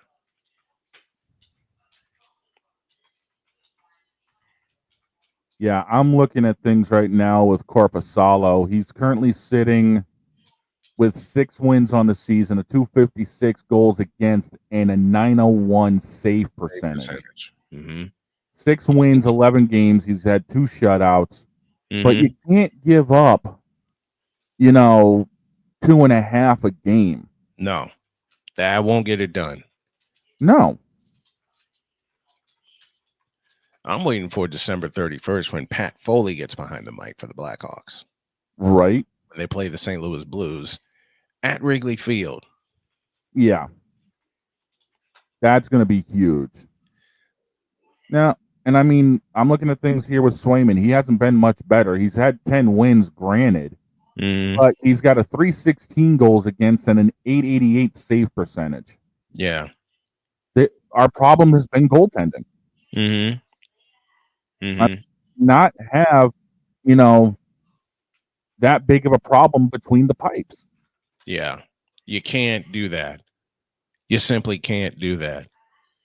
Now, why am I looking at December 7th? Why am I looking at December 17th seeing Capitals and Blackhawks? Because you'll want to do that game. You know me too well. Crap. Oh, let's take a look. It's Rick Ball, who is the television voice of the Chicago Blackhawks, and it's on the Chicago Sports Network. I think that's going to get a subscription from me. Well, it's also on ESPN Plus. I just looked. Yeah, I think Chicago Sports Network is going to get a subscription from me, not just for that, but for the Bulls as well. I'll put it on the calendar for you to do the game tomorrow. 8:30 opening face. I still long for the old days of the regional sports networks. We still have it up here in Boston, but they're slow. They are slowly fading. Yeah, and I hate it. I miss Sports Channel. Yes, I said sport. Hell, Sports Vision. All right, I miss Sports Vision. Oh, I feel you, dude. Trust me. That's what got me started in watching cable, Sports Vision, and the old ESPN, where they concentrated on sports. Before they went political. I'm sorry, did I say that aloud? Yes, I did. I said it loud and I said it proud too. Stu Scott leading the way on Sports Center. I guess Stuart Scott, and I love Stuart Scott, but for me it was Dan Patrick and Keith Olbermann. Oh yeah. Dan Patrick and Keith Olbermann, Chris Berman, all the fun folks. Linda Cohn, and God bless you, Linda Cohn. Robin Roberts. Mm-hmm. Who else? Reese Davis before he went College Game Day. Chris Fowler before he went Fowler before he went and exploded on game day. Oh man, Chris Fowler is it for game day. I love you, Reese I love you, Reese Davis, but for me, the original was Chris Fowler. Yes. Chris Fowler was it for me for game day. Man, talk about the childhood I had in the 90s with ESPN, man. Mm-hmm. Motorsports coverage, Bob Jenkins, Jerry Punch, John Kernan, Benny Parsons, Ned Jarrett. Yes. Man, that was my Bill Weber on pit road with those guys. Man, that was my 90s for NASCAR. A former NBA center who lended a lot to motorsports coverage on ESPN. This name should sound familiar to you. Brad Daugherty. Still owns a team. Mm-hmm. The 47 car with Stenhouse, JTG Daugherty. And I love Brad Daugherty. Besides Abdul Jabbar and Elijah Wan and Moses Malone, if there was a fellow I could, like, if I had finished growing, as my mom would love to say, it'd be Brad. It'd be Brad Daugherty. It would be a combination of all of them, but the piece de resistance would be Brad Daugherty. The only thing that kept him from a Hall of Fame career was injuries. I'm going to tell you right now, I think Brad's success in NASCAR is what brought Michael over. Mm-hmm. I mean, yeah, Brad had a little bit. And where'd they play college ball? North Carolina. North Carolina. I mean, you think about the fact that, Stenhouse has had a handful of wins while driving for Brad's team. And Brad also had the success in Nationwide Series with Marcus Ambrose. Absolutely. Michael looked at that and was like, I want a piece of this. And Michael has been a motorsports fan for a long time. People don't realize that. But Michael he was a motorsports fan while he was with the Bulls. Yeah. Right? Because he spent his summers in North Carolina. And you can see Michael doesn't always sit on top of the pit box during a race. No. They were showing the Homestead event back in October. Michael was literally sitting on the pit wall because the 45 car had the first pit stall. Yep. He was sitting on the pit wall, literally just on the other side of it where the pit boxes usually are. Yep. And he was watching all the cars going down into turn one, keeping an eye on his. So Michael is as tuned to this as anyone else. And I love it. That's what makes 2311 so dangerous, I think, is Michael's attitude towards the team. And that's how I am becoming as a CEO of this.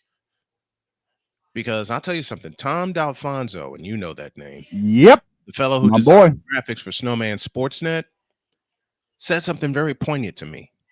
He said, when you had Arena Sportsnet, and it was very popular, are you sure that it covered all sports? When he asked me, do you cover all sports? I said, yeah.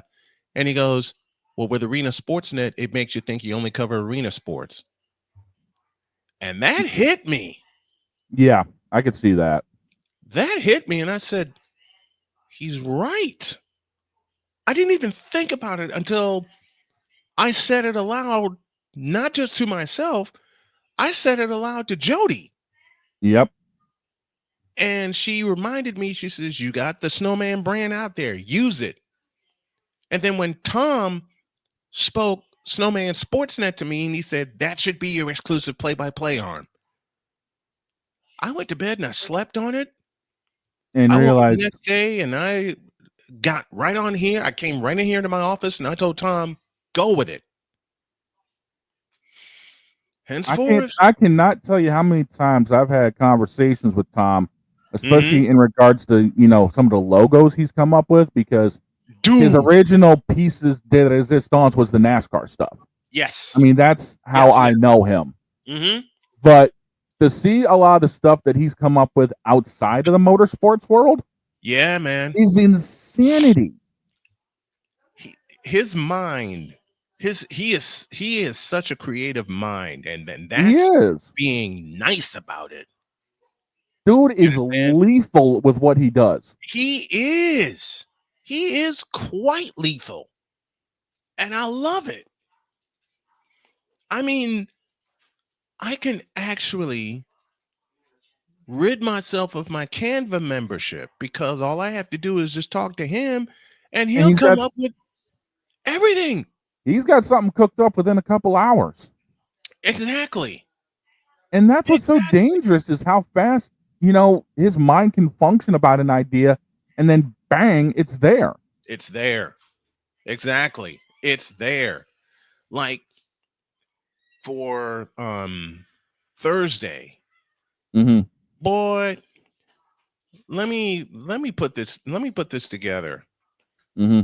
Because I think we're gonna go the entire way after all. Okay. But man, to say that he came up with something lethal for our coverage of the NCAA women's volleyball championship, and I'm putting the motion graphic together now as we speak. Man, I'll have to go to a break, but wait till y'all see it. I was about to say, you sure your head's going to be able to handle the rest of the going the distance here, man? We'll see. And I'll let y'all see his creation when y'all get back.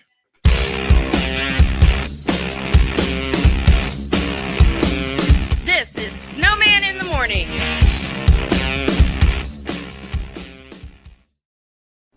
Are you ready to upgrade your coffee game?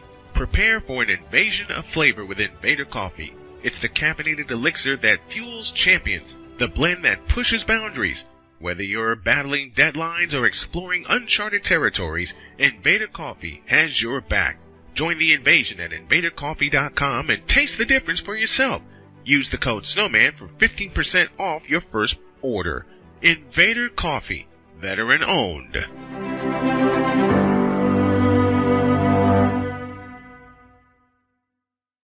One of the great things about ordering meals from Mother of Macros is that you can do it from the comfort of your own home. Click the national or local delivery link to access the menu, and we'll ship the meals right to your door. We understand you won't always have time to plan, shop, prepare, and cook to provide healthy nutrition for your family, so the process is simple and saves you hours. We know you're busy, so our meals are professionally prepared and packaged. You only need to heat them up and enjoy. We provide macro-balanced, delicious meals, chock full of fresh, local ingredients with none of the stuff you don't want to eat. Plus, our menu changes every week, keeping your taste buds wanting more. We take care of your meals so you can worry about everything else on your list. Mother of Macros.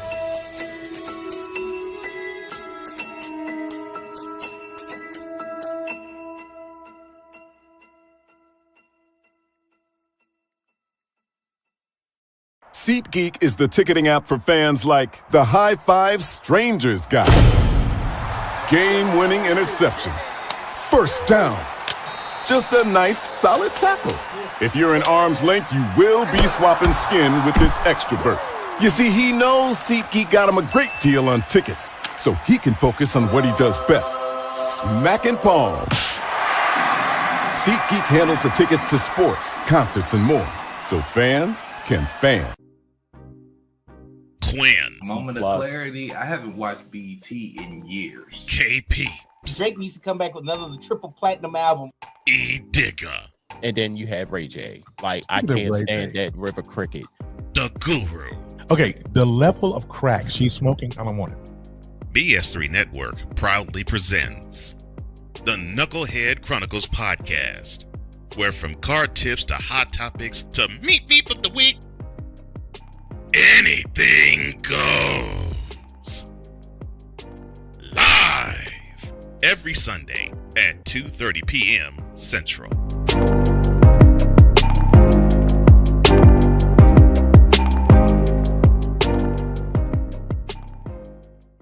During bad weather, driving can become downright dangerous. What's your emergency, please? Trust Battle Vision Storm, the revolutionary glare reduction glasses that turn your sight bright during bad weather at night or during the day. Watch your ordinary vision become extraordinary. Battle Vision Storm uses light optimizing lenses that block blue rays so you see clearly in heavy rain at night or blinding snow during the day. Heavy rain, snow, sleet, or fog can make it impossible to drive. Not with Battle Vision Storm. Get your Battle Vision Storm for only $19.99. But wait, due to rising costs and supply chain shortages, this may be your last chance to get your very own at this low price. There is a strict limit of 4 Battle Vision Storm per order while supplies last. Don't wait, order now. Call 1-800-483-6319 or visit battlevisionstorm.com. So call 1-800-483-6319 now. Mister, how do you operate this Twitter thing or this Instagram thing or whatever the heck? You're supposed to know all this stuff. Anyway, welcome back to the show. Showing some love to Tom D'Alfonso. He said, I just thought up an NHL hockey topic for you. And I said, lay it on me. He said, I had just come up with a potential new name that the NHL's Utah Hockey Club, and the name is inspired by Bonneville Salt Flats and the many cars that have raced across its 12-mile long, 5-mile wide area. I present the Utah Speedsters. I said, you know what? That's not a bad idea. And then he shoots me another message, and he says, a little while back, I developed a new insignia and identity concept for the NHL's Utah Hockey Club, entitled the Utah Speedsters. I took this a step further and designed a team mural that can be displayed all over the team's arena, right at the front gates, on its main team website, and just anywhere, really. And then I took a look at this logo and this mural, and well, let me guess. Show you. Ready? Let's see it. Oh, for God's sake. Bruh. This man is evil. He is. This dude Very is much completely so. freaking evil. I mean, look at this. Dude, this is clean. Look at how he did this. Dude, completely clean. I've always wanted someone. Now, in terms of doing the thumbnails, I can do the thumbnails because I got the logos I need.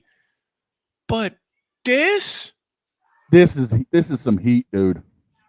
This is. I'd never be able to come up with that. Never. I would never be able to do this. I mean, he's got more tools than I. Yep. When it comes to this. But he did that. That's wild. Well, the main logo's in the middle, but yep. Wow. That's just evil. That's sick. Yeah, it is. I love it. That's just plain sick. Yup. You can't put nothing past them. No, you can't. You can't put nothing past them. No. This, and look at the color blends. Exactly. I mean, that's what's huge. Because he had a totally different scheme, totally different color scheme, but then he changed it. Yep. He changed it he changed it, and now that happened. Yeah. I'm like, that's incredible.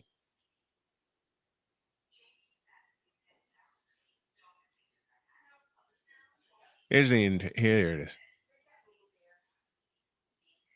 That's crazy. It is. That's crazy for him to come up with that. Tom, You are our graphic designer. Period.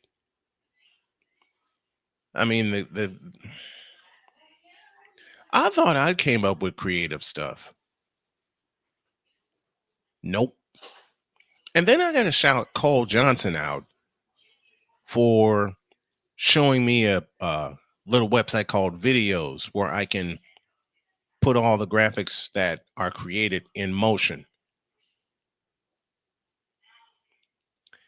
Well, Cole gave me something evil.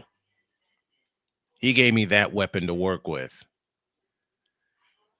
And man, Thursday when we do the volleyball national semifinals from Louisville, why don't I just show you what Tom came up with and what I videoized or what I visualized? Take a look.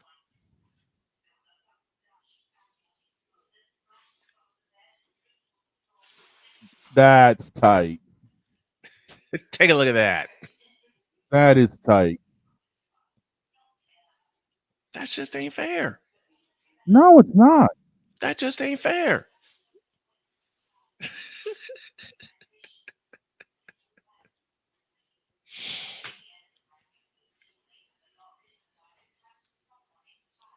I mean, the people we are surrounding ourselves with,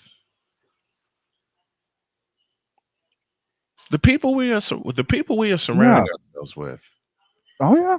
And finally, after being knocked upside the head about 500,000 times, learning to trust the team.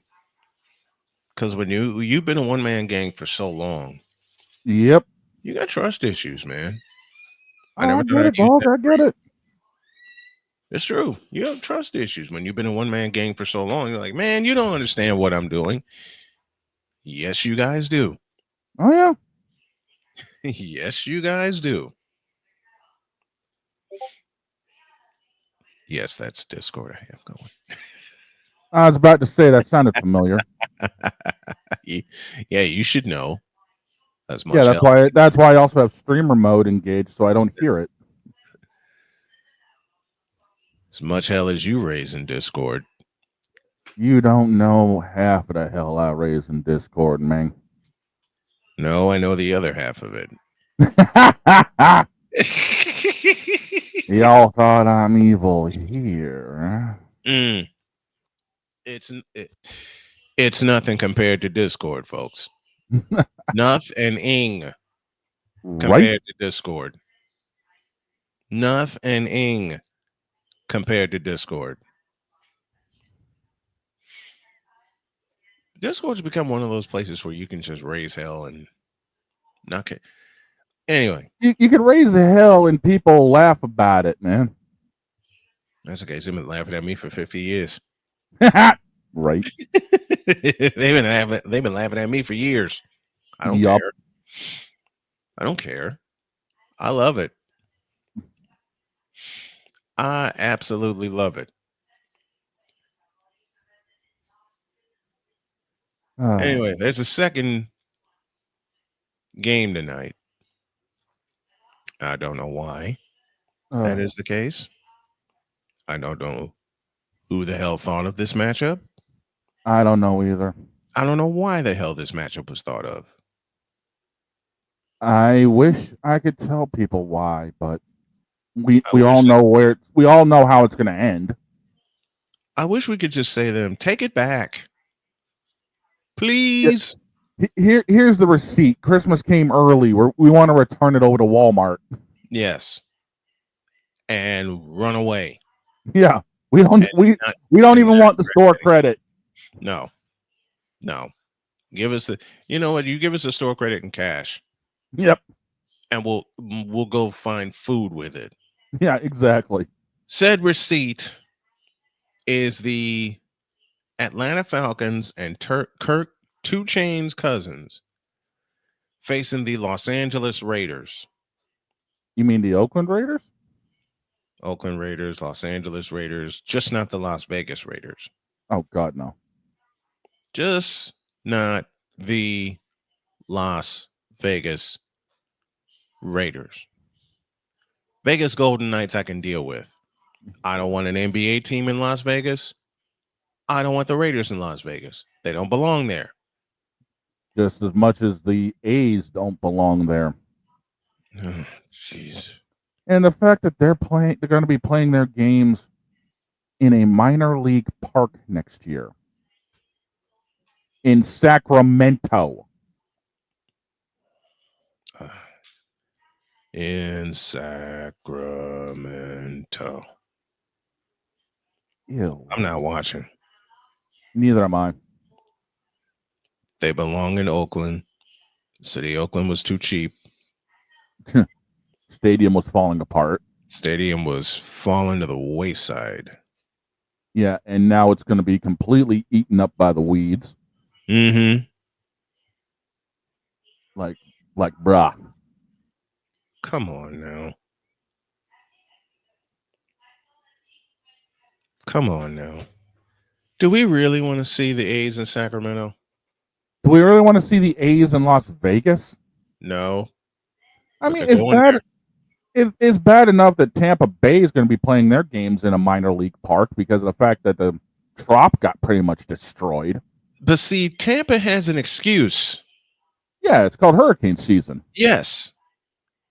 Tropicana Field got ripped apart by a hurricane. Yeah, it's going to take them the entire year and then some to rebuild the roof. But it's ironically the whole place is going to come crashing. You shouldn't rebuild the Trop anyway. Yeah, they're going to bring that place down. You know what you do? You blow the piss out of the Trop, and then you move to Tampa. Yeah. You move to Tampa. You do what the Chiefs do. You do what the Chiefs did, rather. They got Royal Stadium on. Let me say it right before Droid punches me in the throat. You did. Got Kauffman Stadium on one side, and Droid in his mind just punched me in the throat 5 times. You got Kauffman Stadium on one side, and then you got Arrowhead Stadium on the other. Yeah. Have Raymond James on one side and then build a dome on the other side. Mm-hmm. I mean, Tampa's used to playing in a dome. You got to keep the Rays in a dome. Mm-hmm. And you'd have more fans there. Yeah, you could put 55 in a dome. Mm-hmm. Look at what Toronto does. Oh, the Sky Dome. I'm sorry, it's not Rogers Center. It's the Sky Dome. Sky Dome. Sky Dome. Sky Dome. Sky Dome. Yes, it's the Sky Dome. You can find you got Raymond James Stadium. You can have the Raymond James Dome. Why not? Exactly. It makes sense. Why not?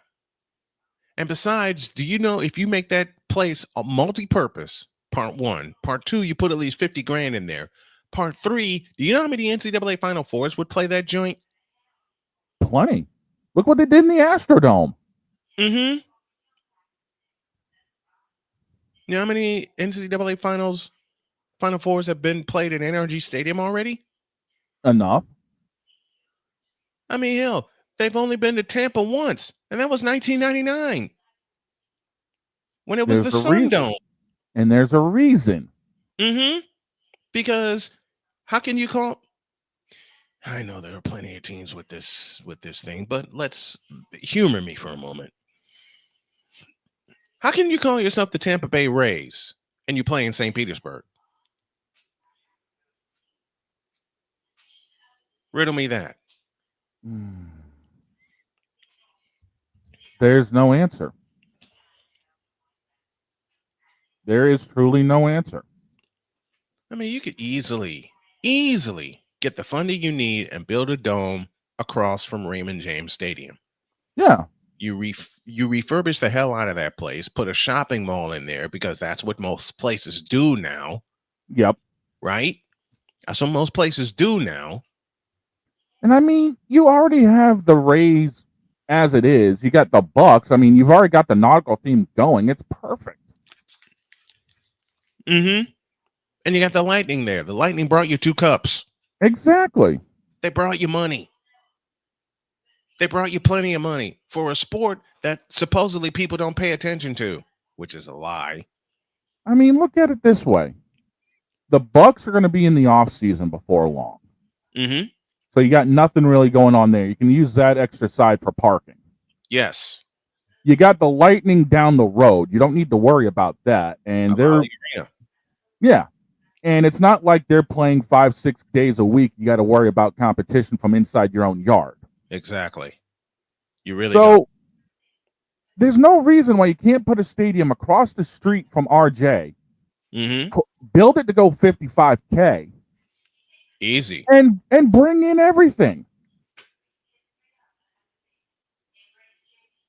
But yet again, what's the one thing that is lacking when it comes to sports teams? Common sense. Sure as hell. It sure as hell ain't here. Boy. It sure as hell ain't here. It's sad. It really is. It is. It is. It is. And it's unfortunate. That common sense ain't so common. Again, look at the ownerships that are involved in a lot of these teams. There's your problem. You got owners pandering to, well, themselves more than they are to their own fan base. Dallas, anybody? Virginia McCaskey, anybody? Robert Kraft, anybody? We already mentioned him. You look at the fact that baseball's 162 a year. There is where a lot of money originally comes in. Now, yes, I know teams run on money, but you can't pander to the smallest percentage. You have to pander to the average man. You got to pander to the dusty roads of your baseball community. Yep. You know, it's the fans that are in the cheap seats up 300 rows up that are still watching the game above the bullpen that are going to be your diehards because they just love the experience. And they love baseball. Exactly. And they love baseball. You got to find the middle ground. Yeah, finding the middle ground. Good luck with that.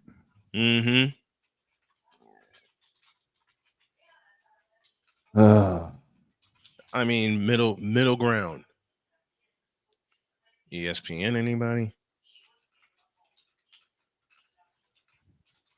It's sad that people that whether it's the organizations themselves or the broadcasting companies that help run the organizations are pandering to the smallest percentage of the fans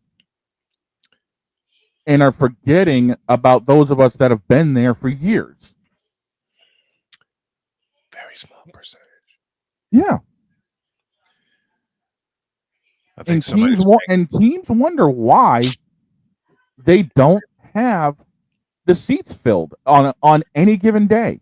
Tampa Bay, anyone? Tampa Bay Rays, anyone? Red Sox, anyone? Unless it's a rivalry game or, we're in competition for the pennant. But see, the Red Sox have 4 of something that took care of that for a lifetime. Titles. World Series. Yeah. 2004, 2007, 13, and 18. Y'all got more mileage than any other professional sports team lately. The closest you can come to that, the two closest times you can come to that, the 3-1 by the Blackhawks and the 4-1 by Golden State. But the difference is, even still, Chicago and Golden State sell out houses, no matter where they go. True. Baseball seems to be the one that you're lucky if you see sellouts nowadays, unless it's a rivalry game or a pennant chase. Unless you're the Los Angeles Dodgers. Shohei Ohtani, anybody? I mean, yeah, the Yankees sell the majority of the house on any given night. But they got spanked. It doesn't matter. It's the New York Yankees. Point. And like I said, unless it's a rivalry game or you're in a pennant chase, there's a lot of places that won't see sellouts. True. And it's because of, ownership not wanting to take care of the majority of the fan base. Mm-hmm. I mean, that's why you don't see concession sales through the roof like it used to be. And that's because they're pricing themselves out because they're so damn expensive. Again, that leads back to the ownership. Mm-hmm. Leads back to the ownership. I used to go to Comiskey Park, the old one, mm-hmm. and buy hot dogs for $2. That was the most expensive thing in the park. Yeah. You can get a soda for $1. You can get what else? You can get everything for under $1.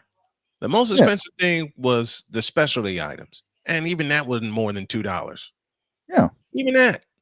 Nowadays, it's like if you want like a huge specialty item, whether it's New York or Los Angeles, you're looking at like $50, $60. Mm-hmm. And that's after you get in the ballpark. Yeah. That's after you get in the ballpark. Your normal stuff is still going to run you $13, $14. And I don't want to go. Look, the only time I wanted to go see the Death Star in Las Vegas was for the Super Bowl. Couldn't go because I wasn't strapped with a press pass, nor was I in a healthy position to do so. Right. I planned to take our crew to, I almost said Candlestick Park again. Levi's Stadium. I almost said Candlestick Park. And I mean, Vic actually had the point here. The rule changes of all these games don't help either. No. It's the inconsistency plus ownership pricing themselves out because they're looking to pander to those who are in the box seats. Personal seat licenses. Yeah. Jets and Giants, anybody? And let's not forget the monster known as parking. Ain't that the truth? Oh, you're not wrong. That's why when I used to go to Comiskey, when Vic and I went to Comiskey Park, the last time we ever, New Comiskey Park, the last time we ever went, we took the train. We didn't drive. Park at US Cellular Field in 2006 with those astronomical prices. And the only other time I didn't have to pay for parking at US Cellular Field are the 3 times I covered a baseball game there, a high school baseball game. That's it. Never again. Never again. It's ridiculous. And again, they're that's one of the other reasons they're pricing themselves out of selling houses. Mm-hmm. All right. We're going to have period 3 after all. And I'm going to leave with something that a lot of people are not going to like, but they're going to love. I'll tell you in a minute.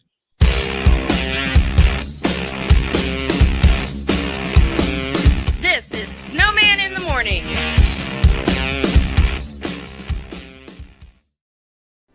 Are you ready to upgrade your coffee game? Prepare for an invasion of flavor with Invader Coffee. It's the caffeinated elixir that fuels champions, the blend that pushes boundaries. Whether you're battling deadlines or exploring uncharted territories, Invader Coffee has your back. Join the invasion at invadercoffee.com and taste the difference for yourself. Use the code SNOWMAN for 15% off your first order. Invader Coffee, veteran owned.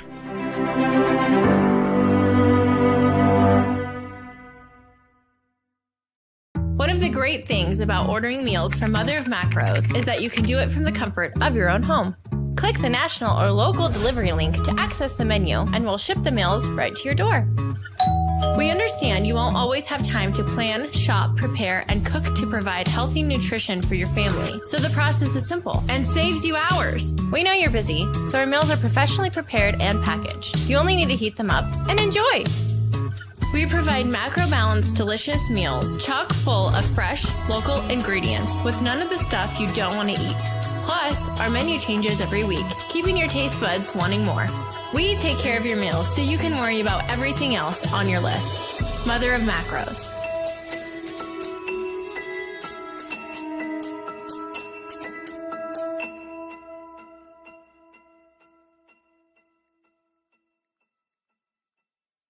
SeatGeek is the ticketing app for fans like the High Five Strangers guy. Game-winning interception.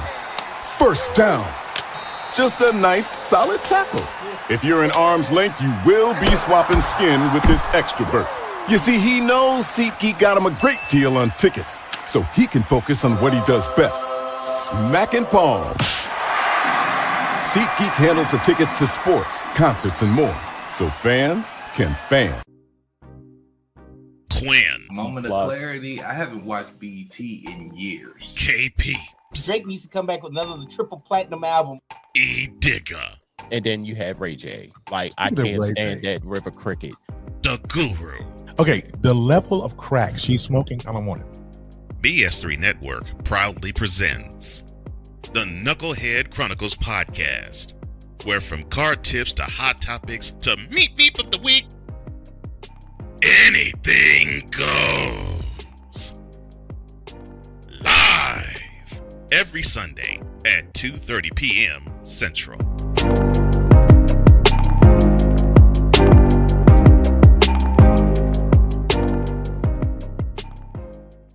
During bad weather, driving can become downright dangerous. What's your emergency, please? Trust Battle Vision Storm, the revolutionary glare reduction glasses that turn your sight bright during bad weather at night or during the day. Watch your ordinary vision become extraordinary. Battle Vision Storm uses light optimizing lenses that block blue rays, so you see clearly in heavy rain at night or blinding snow during the day. Heavy rain, snow, sleet, or fog can make it impossible to drive. Not with Battle Vision Storm. Get your Battle Vision Storm for only $19.99. But wait, due to rising costs and supply chain shortages, this may be your last chance to get your very own at this low price. There is a strict limit of 4 Battle Vision Storm per order while supplies last. Don't wait, order now. Call 1-800-483-6319 or visit battlevisionstorm.com. So call 1-800-483-6319 now. Mister? How do you operate this Twitter thing or this Instagram thing or whatever the heck? You're supposed to know all this stuff. Anyway, welcome back to the show. Oh, crap. Mr. Jonathan Taylor.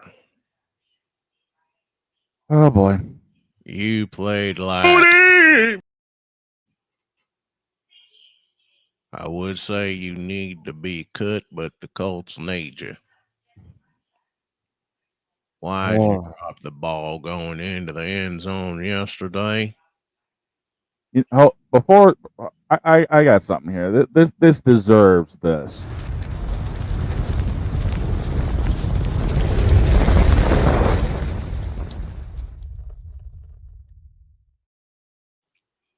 So I realized that I think even though it's not advertised, right, there has to be a place for stupid people. We don't know because we're not stupid, so we don't know anything about it. It's like a secret club society. Oh my gosh. So I come to the conclusion that he graduated from SU, stupid university. Yeah, and all the stupid ass letters that go along with graduating high honors of being stupid. I can't do no more, man. Vámonos, dominos, vámonos. Stupid university, where everyone graduates magna cum stupid. I'll go with that, too. You stupid fool. Now get up.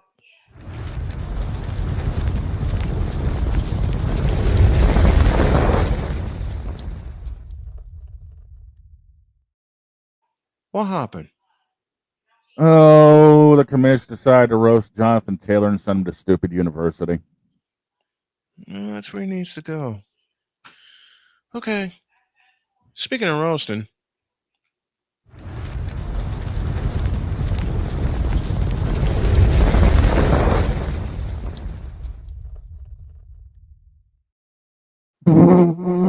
Okay. I don't know why he kicked me out of the chair this early, but there's a certain 4-letter network that I gotta say you to. And that's because y'all gone all political when no one gives a flying about politics anyway. You're supposed to cover sports. Cover it. You're supposed to give us the lowdown on sports. Give it. You ain't got no damn business telling us who needs to win the election. We don't give a, never gave a, and never will give a about that anyway.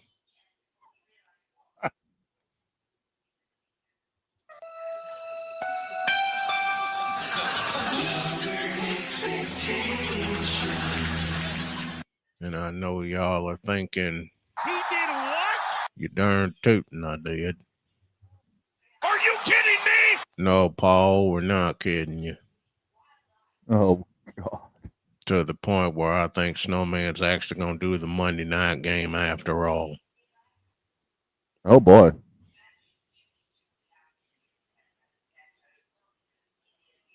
There are many other reasons after that. Don't! Shut up. As I said, there are many other... Don't! Shut up. Reasons after that. Don't! Shut up, Homer. Don't! Shut up. Or I'll sock you in the throat. Even though I know both of tonight's games are going to be...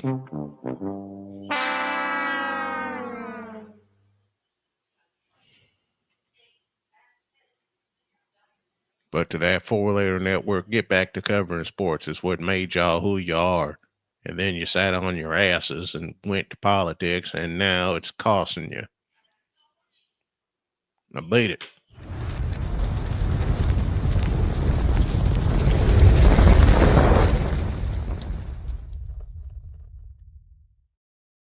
Did he show up again? Yeah, and apparently he said you're doing the Monday night game. What? You said you're doing the Monday night game. What? Because the four-letter network keeps screwing up and talking politics, man. So I realized that I think, even though it's not advertised, right, there has to be a place for stupid people.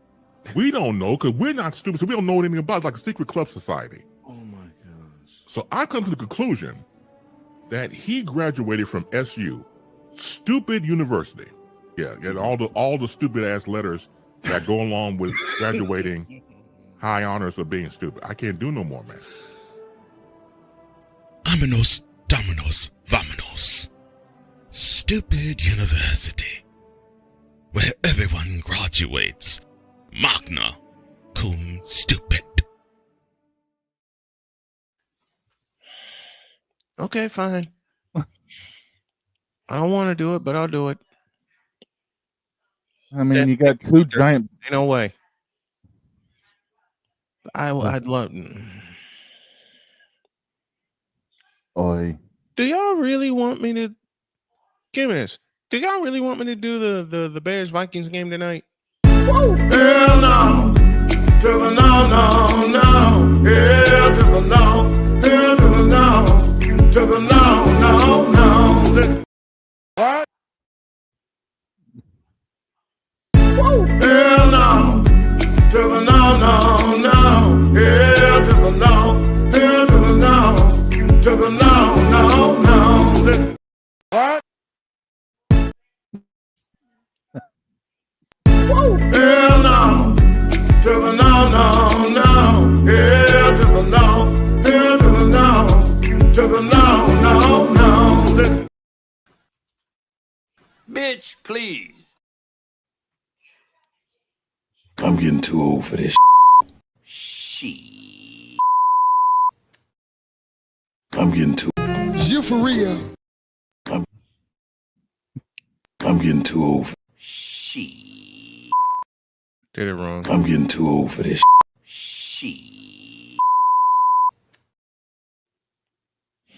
Stop it. Get some help. Stop the cap. You fool! Who asked you to do this?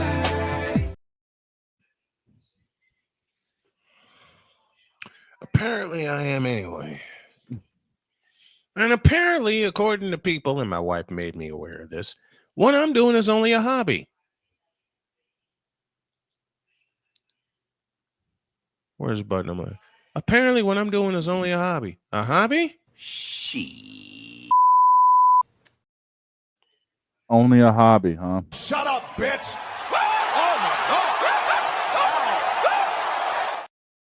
Now I'm motivated. I am truly motivated now. Only a hobby.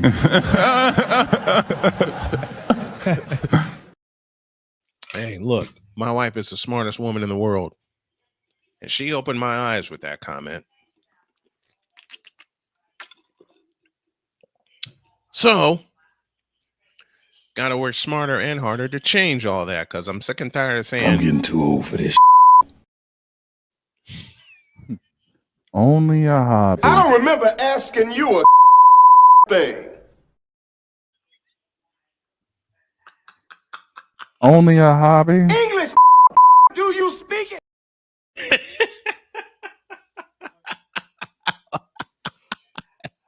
I don't remember asking you a thing.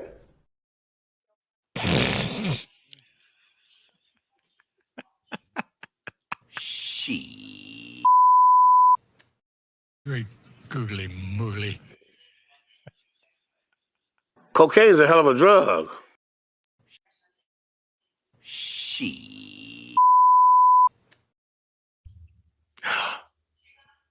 only a hobby, eh? Why the you lying? Why you always lying? Oh my gosh, stop lying. And now a selection from the Wonder Bread Choir saying, is this really only a hobby?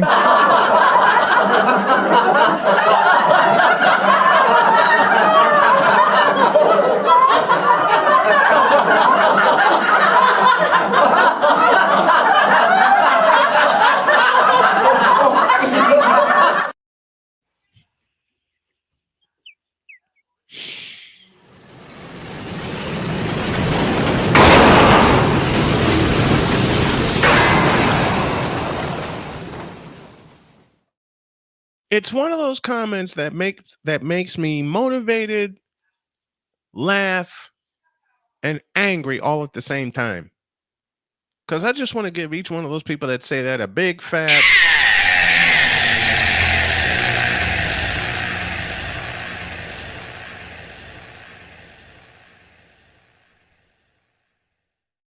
when we're in Santa Clara next year. Sounds like a whole bunch of them be talking out there. That's the truth. Where's Sam? Sam! English, do you speak it? And I also think this.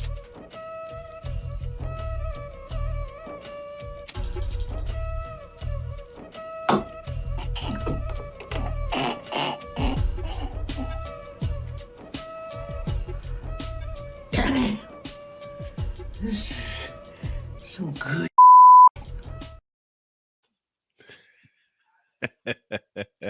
What? Oh, thank you, Victor.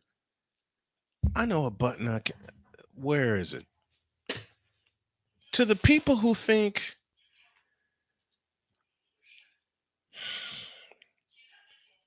I can't find it now. Dagnabbit.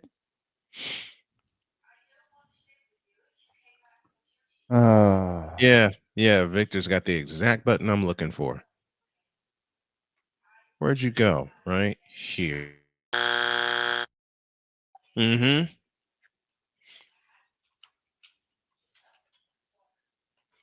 There's also, as far as I'm concerned, What in the all types of blue hell are they thinking? Victor, this is for you. Just a hobby, eh? You know what? That makes me mad. Now I'm finally getting it. You know what else people need to get that say this is only a hobby?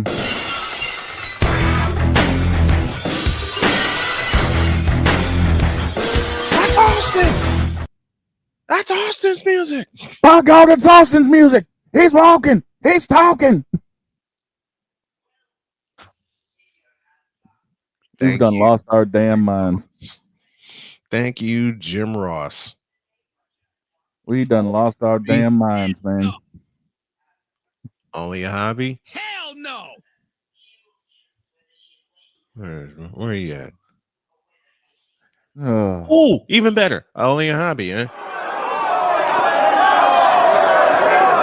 We gotta pause that.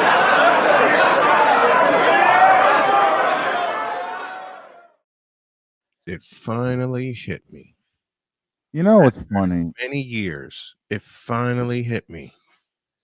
It finally hit me. And now that I got a little bit of a break, I can use it.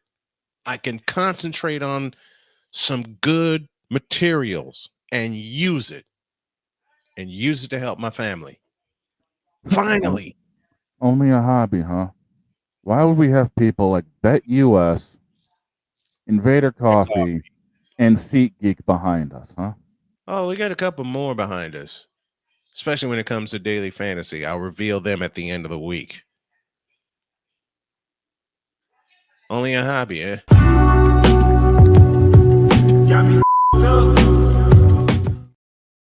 You know, it made me realize something. What at? I was burnt the hell out. Man, I missed so many games. I was burnt out. Man, you kept thinking that everything was on. Game 7.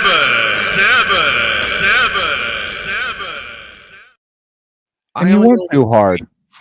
I only know one speed, full. Then my wife got a hold of me. Then my wife. Why do you think I was out for 3 days, man? My body said, "What the hell are you doing?" Mm-hmm. My body constantly says that to me. I, like a stupid realm, don't listen, and then Jody gets to me and says, "Look, mister." Yep. Yeah. Your queen pen gets you and mine gets me. Yep. And it's all, and I'm also aided by children. Yep. I'm also aided by 4 daughters. And I'm also aided by children that go, "Dad, why are you wearing yourself out?" Well, all I gotta say is it could always be worse. We could both be Tam. Oh, God. No. I wouldn't wish that. I wouldn't wish this.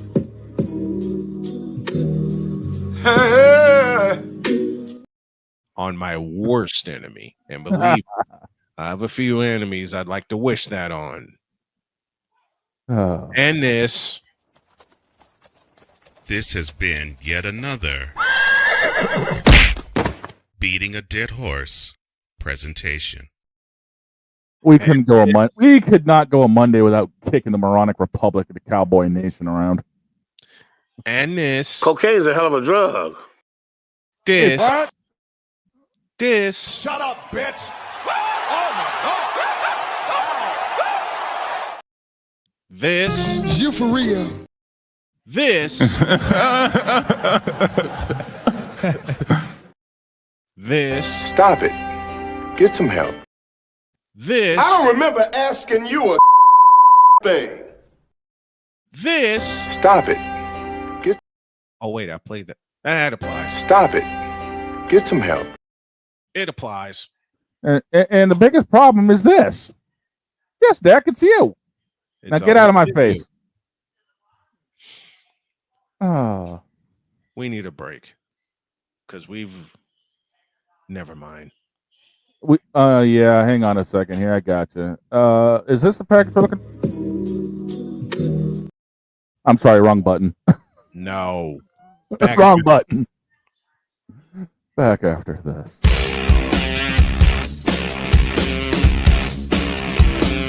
This is Snowman in the Morning.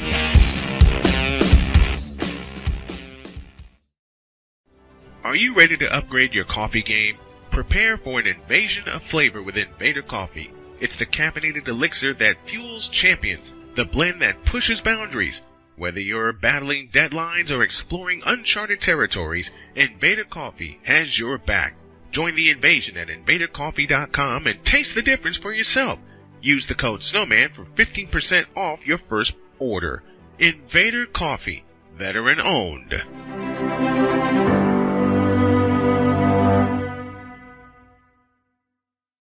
One of the great great things about ordering meals from Mother of Macros is that you can do it from the comfort of your own home. Click the national or local delivery link to access the menu, and we'll ship the meals right to your door. We understand you won't always have time to plan, shop, prepare, and cook to provide healthy nutrition for your family, so the process is simple and saves you hours. We know you're busy, so our meals are professionally prepared and packaged. You only need to heat them up and enjoy. We provide macro-balanced, delicious meals chock full of fresh, local ingredients with none of the stuff you don't want to eat. Plus, our menu changes every week, keeping your taste buds wanting more. We take care of your meals so you can worry about everything else on your list. Mother of Macros.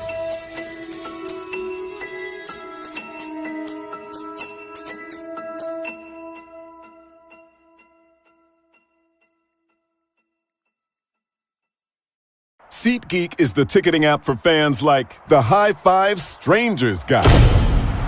Game-winning interception. First down. Just a nice, solid tackle. If you're in arm's length, you will be swapping skin with this extrovert. You see, he knows SeatGeek got him a great deal on tickets, so he can focus on what he does best, smacking palms. SeatGeek handles the tickets to sports, concerts, and more, so fans can fan. Quinn. Moment of clarity. I haven't watched BT in years. KP. Drake needs to come back with another triple platinum album. E Digger. And then you have Ray J. Like, I can't stand that River Cricket. The Guru. Okay, the level of crack she's smoking, I don't want it. BS3 Network proudly presents the Knucklehead Chronicles podcast, where from car tips to hot topics to meat beep of the week, anything goes. Live every Sunday at 2:30 p.m. Central.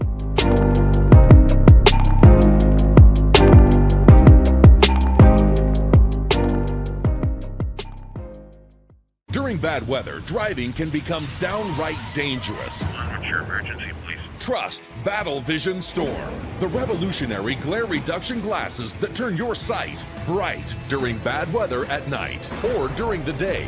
Watch your ordinary vision become extraordinary. Battle Vision Storm uses light optimizing lenses that block blue rays so you see clearly in heavy rain at night or blinding snow during the day. Heavy rain, snow, sleet, or fog can make it impossible to drive. Not with Battle Vision Storm. Get your Battle Vision Storm for only $19.99. But wait, due to rising costs and supply chain shortages, this may be your last chance to get your very own at this low price. There is a strict limit of 4 Battle Vision Storm per order while supplies last. Don't wait, order now. Call 1-800-483-6319 or visit battlevisionstorm.com. So call 1-800-483-6319 now. Mister? How do you operate this Twitter thing or this Instagram thing or whatever the heck? You're supposed to know all this stuff. Anyway, welcome back to the show. You know you made it when a bot seeps into your comments section. Gotta love Twitch. You gotta love Twitch. And we are live on Twitch this morning. We're also live on Zebo TV. Thank you to everyone that has tuned us in. You'll see a replay at 11:05 this morning. Now, what the hell happened that last segment? Good answer. Yes.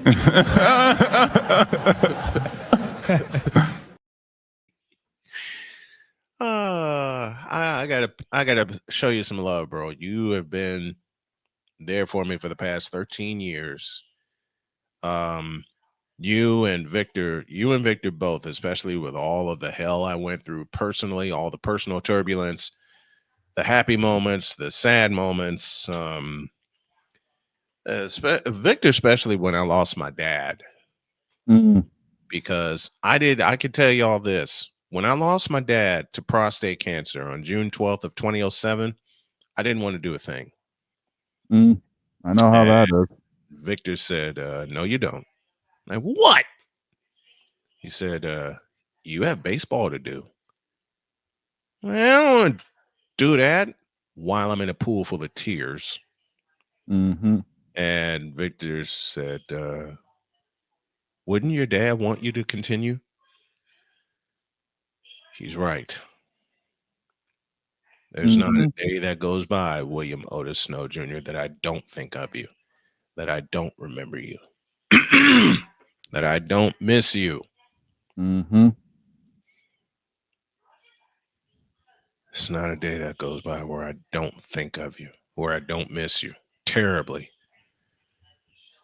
I know that feeling, man. Believe me. Coming up on 3 years since. Yeah, since your dad went home. Yep. And I can honestly tell you there are some days where it just plain sucks. Yeah, it does. It really does. But, I still, still got to keep pushing. Absolutely. It's what they'd want us to do. It's what my dad expects me to do. Same.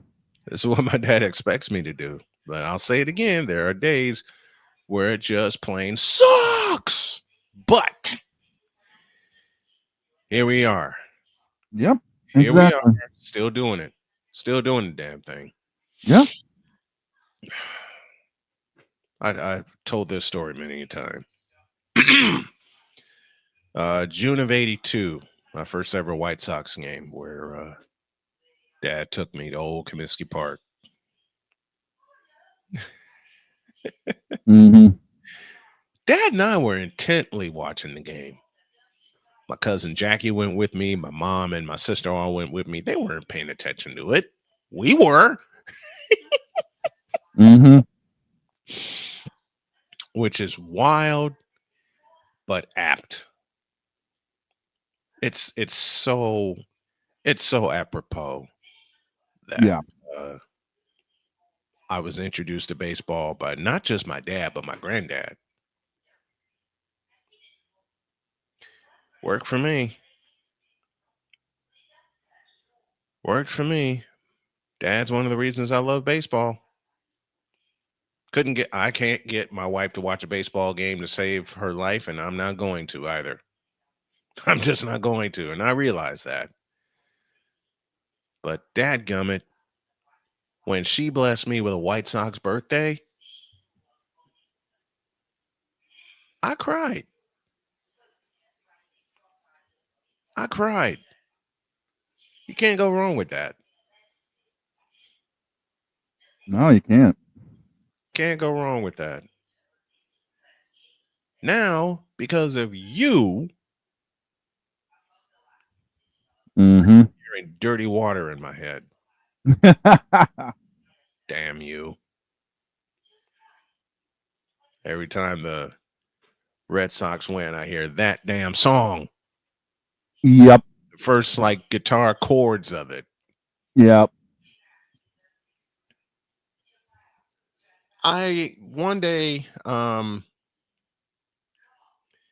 I said aloud that I remember someone had asked me when was the last time, and I want to say this was 2004 when someone asked me, they said, "You're the baseball expert. When was the last time the White Sox walked off on a grand slam?" And I want to say that I want to say it was 2002. And they said, ain't no way you know that. I said, don't ask, okay? Because for some reason I remember Joe Creedy, yes, that Joe Creedy,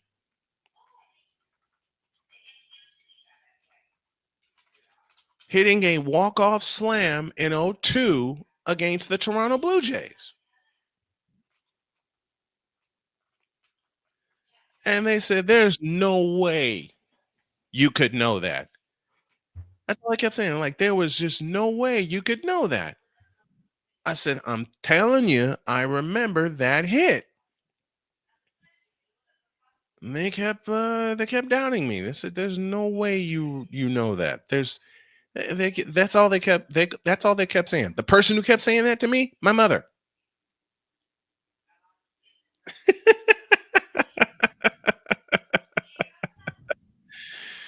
I said, Mom, you really want to mess with me when it comes to this? She said, I understand you're a sports aficionado. And yes, she used the air quotes. Mm-hmm. But there's no way you know that. I said, Mom, I may not be able to prove it, but Joe Creedy was the last person that was at the time to Mm-hmm. walk off the White Sox with a grand slam. And my mom loved baseball. She was a Right. Yankees fan growing up. Okay. Mm-hmm. And she kept challenging me. She says, all right, I'll make you a bet. A bet, you say? Talk to me. And I had just come back from a road trip. And she said, I'll bet you $50 that you're wrong about who's the guy's name again? I said, Joe Creedy. She says, I bet you're wrong about Joe Creedy walking off with a slam. Okay. Mom, double it. What? I said, double it. And by that time, I had already found what I was looking for. She says, all right, $100 that you can't find evidence, even with your sports intuitive mind, that Joe Creedy walked off with a grand slam. Okay. Well, this happened. Thank you.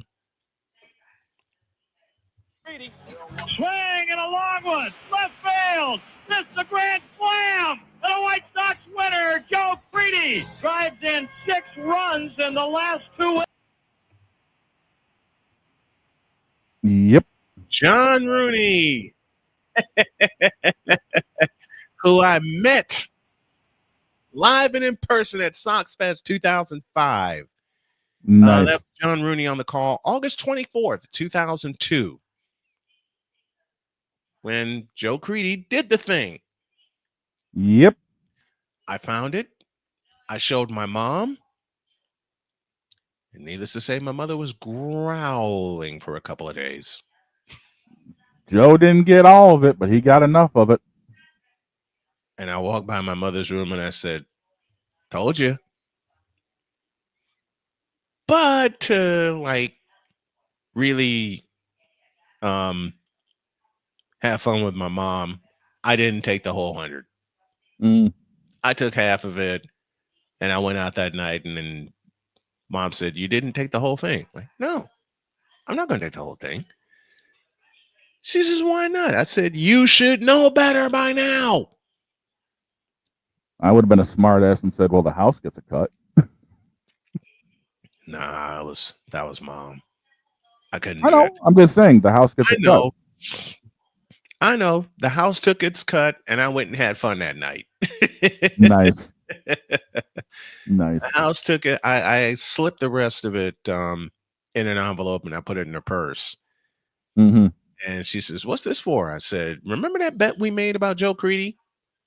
But she says, yeah, but you said 100. I said, well, the original bet was 50. So there's the rest of it.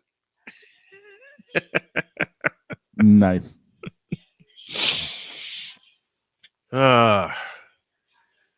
So that happened. Yep. And sometimes people say and do stupid things. I am a person, and I've said and done stupid things. Oh, I know that feeling well, and believe me, I've got one for the books that goes right there with it. What happened? Well, you had the bet with your mom. Well, there's one time my dad and I had a conversation dealing with a race. Oh, no. Oh, no. So, we're watching Talladega back in 2000. Mm-hmm. My dad's getting ready to go to work. He's a custodian for a local college at the time. Yep. And we're just shooting the breeze, talking about the race. He's got to get ready to go. He looks at me and he says, how many laps are left? As he's getting ready to leave, I said, 18. He's like, where's Earnhardt? because my dad was a huge Dale Sr. fan. Yes, I remember. And I said, Earnhardt's 15th.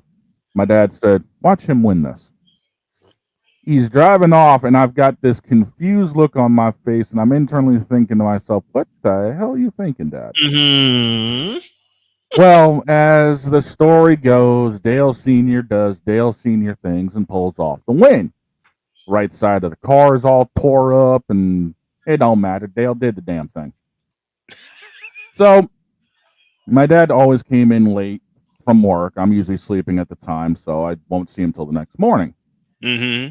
Problem is, the way the house was set up, I had one of the upstairs rooms. My brother had the other one, even though he was away at college. So I had to come downstairs, go through the kitchen to use the bathroom. Of course, my dad's sitting at the head of the table reading the paper. With an evil eating grin on his face. Yeah, Mom, getting breakfast going and yada yada, and I have to walk past Dad, and so as I'm getting ready to walk past him, he says, "So," without even looking up at from the paper, "So, who won last night?" I say low enough for only him to hear. Uh-huh. Damn it, Dad! I hate when you're right. Man, my dad did that to me so many times. My dad, one of the only times I ever heard my dad, even just have the softest chuckle, and my mom's like, "What are you laughing about over there? Don't worry about it."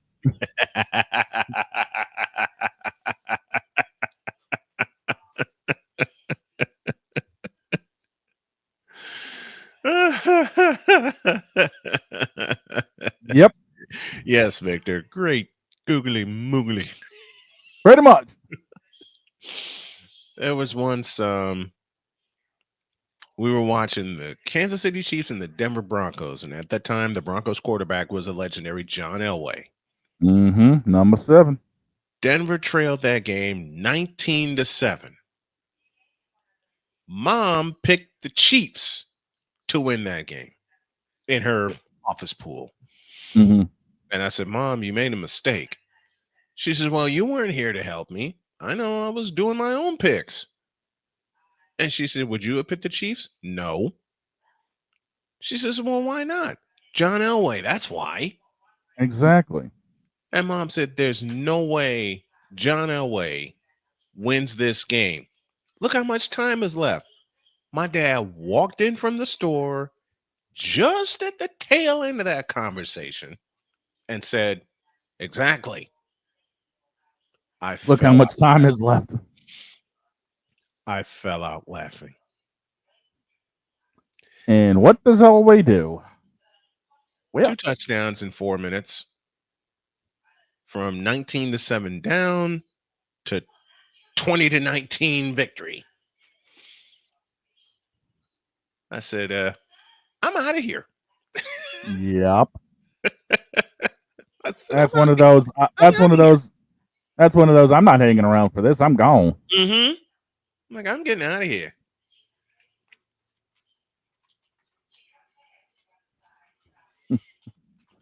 Oh man, I'm telling you. And the next day, my mother woke me up and just said, "How? How what? How did you know what? That John Elway was going to do the thing?" She says, "Yes." Mom, you're comparing Steve DeBerg against John Elway. There's no comparison. My mom said, "What?" I said, "Steve DeBerg on one side for the Chiefs and John Elway for the Broncos." And in the background, I hear my dad go, "Bucky Beaver." I fell out again. Because Elway had that evil smile whenever he was trailing. because he knew what he had to do. Victor Locke says, "I remember a game where the Bulls played the Spurs, I think. Dad said Jordan is going left and hit the fadeaway." I said, "No way. He's out of position." Sure enough, MJ steps off left and fades back. Splash. I could have told you that. Right? Oh, Lordy. I don't think there's anywhere else we can go from here, man. I do. What have you got cooked up? Oh God. I got something evil to finish this off. Oh boy. Very, very, very, very, very evil. Well, we got about 10 minutes to shoot the breeze with. What have you got for me?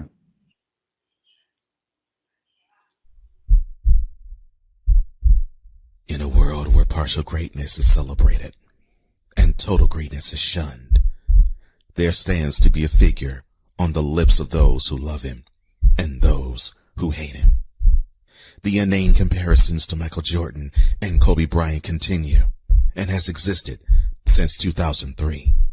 There is no end in sight, for the battle between those who unconditionally love and unconditionally hate him wages on. These are their stories. Welcome to the Bronzexual Confessions. Why? Just why? I couldn't help it. So you mean to tell me, even though it ain't a Wednesday, you had one of these? Mm-hmm. What you mean? What did I tell you? Oh, crap.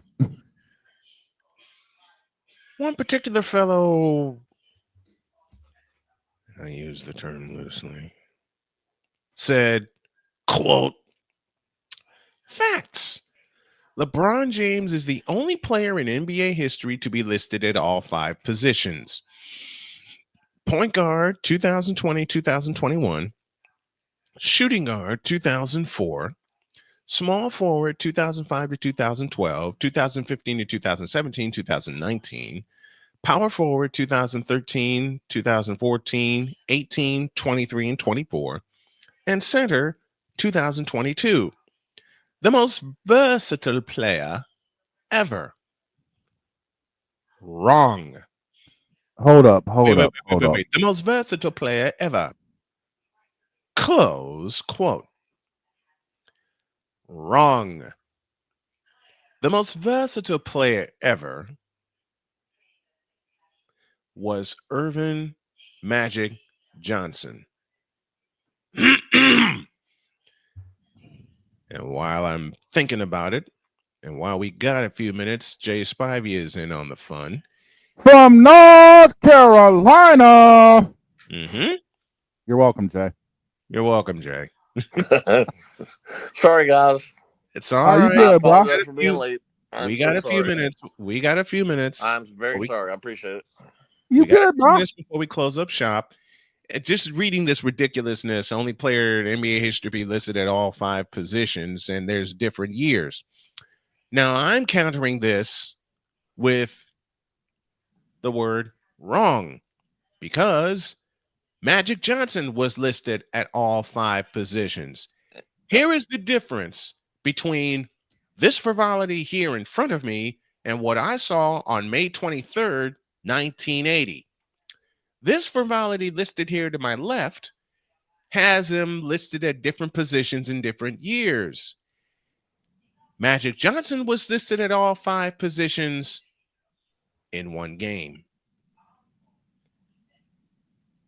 Yeah. The date, May 23rd, 1980. Scene of the crime, the Spectrum, Philadelphia, Pennsylvania. There was a championship hanging in the balance. And Jay, I think you remember this. Magic took the center jump. I do remember that very well, even though I was I was 8 years old then, but I remember it very well.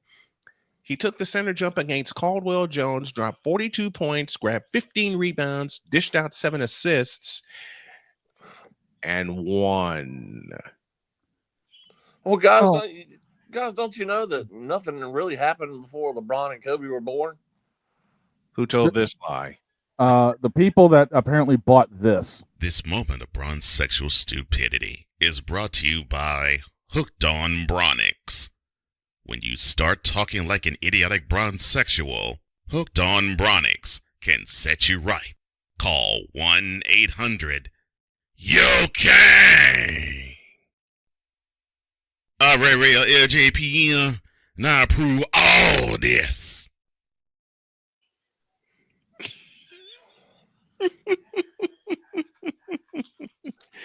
And as Jay said, very jokingly, don't y'all know that nothing happened until LeBron arrived? There are so many people who call themselves fans who honestly believe that this quality of basketball, that these guys are so much better than the guys that preceded them. Do you know how many guys? I mean, just look at I understand that we're year 100 and whatever it is, but there's the 75th anniversary team. Mm-hmm. Oh my goodness, it was just player after player, and there were a lot of players that were left off who should have been on there. Yep. Now, I don't know if you saw it. I think between the two teams and the Warriors game last night, combined to make 48 3-pointers. 48 3-point field goals. That's just hideous. It is. Very hideous. Very. And then you're going to miss. I don't know what I really don't know the answer to how many they missed between the two of them, but I'm sure it was a lot. Just because Steph Curry shoots a lot of 3-pointers and is good at doing that doesn't mean that everybody on the court in every game needs to do that. It was 98. It was 95 total 3-pointers taken. Well, the percentage is pretty good. Mm-hmm. 48. That's not really bad. But you're not going to see that percentage on a regular basis. But 95 3-point field goal That's attempt? ridiculous. Just Golden State was at 50%. Dallas was at 51.2. I mean, that's really good for 3-pointers in the NBA. That's really good. But 95 total. That's ridiculous. 95 is way too many. 95 3-point field goal attempts by two teams in one game. You watch an NBA game, you watch college games, you watch high school games, you watch youth games. It's gotten to the point where it's nothing but dunks and 3-pointers. Mm-hmm. Here's the biggest thing to point out in that game. Dallas had 46 points in the paint. Golden State 44. 44. What the hell is going on here? Nobody does that anymore. I mean, it seems like everybody and their brother is jacking threes up. And to even attempt a 15-footer is unheard of. It is. Here's the other point. 90 total points in the paint, 95 total 3-point field goals attempted. Excellent point. That's an excellent point. 90 points in the paint, 95 3-point field goals attempted. Okay? Ridiculous. Some of the pictures that I've seen only the one thing I've said about Steph Curry, and I've said it for 16 years, he took an anomaly and turned it into a weapon. Absolutely. Steve Kerr took that weapon and turned it into a strategy, but it happens within the context of their offense. Teams like the Houston Rockets, the Cleveland Cavaliers, the Lakers, they all shoot threes just for the absolute hell of it. It's not in their offense. It's not in their arsenal. No. It's analytics. Oh, a 3-pointer is way better than a 2-pointer. Who told this lie? Oh, I hear it all the time. Same here. There are a lot of teams in a lot of leagues, no matter what level you're in, who think a 3-pointer is better than a 2-pointer. And they're okay with your missing 20 or 30 shots. And what Victor said just a moment ago, not to mention a complete lack of defense across the board. Zero. I mean, that's the problem is all these guys with these jacked up contracts, they don't play defense. No, they're not. It seems with all these jacked up contracts, they're not required to play defense. Or play period. Play period. Or play period. There you go. You're okay if you sit out one game out of a back-to-back, or you're okay to sit out 2 or 3 games a week. Or, Embiid, he's constantly hurt. Zion Wilson constantly hurt. And there are a whole other bunch of guys who are constantly hurt. Have we heard from Ben Simmons? Never used to see this. Has anyone heard from Ben Simmons, or is he still on a milk carton? Oh my somewhere? goodness! Oh my goodness! MIA. You know, what did I say about Dog? You remember this, and Victor, you Yep. remember it also. What did I say about Ben Simmons the moment he got drafted? Tank. Colossal bust. The guy couldn't shoot. Still Tank. can't shoot. You know, I want to see this next one, and we'll wrap it up with this. To Jay, I'm going to read you something, Jay, and I want you to go completely in on this. We got a few minutes left. The same fellow who wrote that ridiculousness about LeBron starting and playing all 5 positions, which is a lie. He was listed at center in 2022, but never played the position. He says, "Dear God in heaven," and I know I'm gonna get a laugh out of Jay when I read this. Quote: LeBron easily averages 100 points and 20 rebounds if he plays in the 1980s era. Close quote. What a joke. Jay, it's what? I hear that a lot of times from a lot of people that of this younger generation. That is such a freaking joke. It is, man. Those guys couldn't handle it. As rugged as it was back in those days, he hold would up. have been knocked out. He Hold would up. Have, he would have been out of the league. LeBron would have averaged a buck with 20 boards in the 80s. I wish I was What a making. joke. Again, nothing What? happened. I don't care what sport it is. Nothing happened before this generation was born. Lambeer would have had Lambeer would LeBron's have knocked him head. out. Lambeer, Dennis Rodman, Patrick Ewing, Charles Oakley, Charles Rick Barkley, Mahorn. Rick Mahorn. Thank Hakeem you. Olajuwon. Xavier McDaniel. They Everybody all seems would have to punched forget him about out. Xavier McDaniel. The entire Lakers squad would have had LeBron's head. Vinny Johnson. Vinny Johnson, the microwave. The microwave. Michael Jordan would have had LeBron's head in the 80s and 90s. Come on. No, I mean, there were some issues back in the 80s with offense. I get that. Yes, But absolutely. the quality of play overall was better. Much. They did the one thing this league ain't doing. Play defense. Robert Montgomery Knight, the late great Robert Montgomery Knight, when they invited him back to Assembly Hall in Bloomington, Indiana, those were the last words he said out loud. Play defense. Reggie Miller would have cheering Isaiah Thomas. Dude, Reggie Miller would have had LeBron's nabs. Let's put it that way. Reggie Miller was a very good defender. People don't remember that about him. A very underrated defender was Reggie Miller. And very underrated. Seriously, we talk about Michael Jordan all the time offensively, as we should have, because I don't care what these idiots think. Michael Jeffrey Jordan is by far the best player in basketball history. I don't care what people say. Period. But he's obviously a great offensive player. But the man was a tremendous defender as well. And this is what a lot of people don't get about MJ. MJ played the daylights out of defense. And he played, period. He rarely missed games. No, unless he was hurt, crutches, he was on the floor. I mean, that 1 year where he broke his foot, that was an anomaly. 1986, 85-86 season. Yeah. And what did he do when he came back? Wrecked house. You're a Celtics fan, Shane. Yep. Must I remind you of April 20th, 1986? 63 against Bird and the boys. What a game. And to let's not forget the fact he also put up that double nickel against the Knicks. March 4th, 1995. See, people criticize me all the time because they go, "Oh, you just love Michael." Look, I loved basketball the way it was when I first started watching in 1980. Larry Joe Bird, love you. Julius the Dr. Irving, love you. James Worthy, MJ. I can go on and on and on and on, and I probably will in a podcast a little later.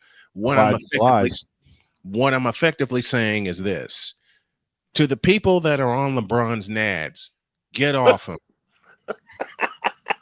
Now get out of my face, you thirsty bitches. In a world where logic and sense flies completely out the window, while purple and yellow glasses are donned, rises a figure who encourages ridiculous, undying loyalty. Good Lord, I'm about to throw up. This has been yet another installment of The Bronzexual Confessions. And we got to scram. Thank you, Jay. Appreciate Thank you, guys. Again, I apologize. You good, man? Thanks, man.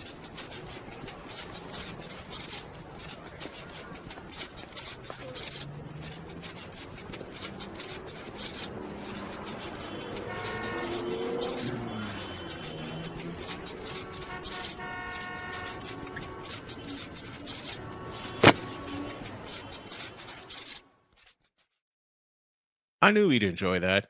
Have a great I day. know. God bless. Remember to make your next move your best move, and always remember, if your dreams don't scare you, they're simply not big enough. Dream big, do bigger. We are, and we hope you all are too. And Michael Jordan's the greatest player to ever play basketball. So long, everybody.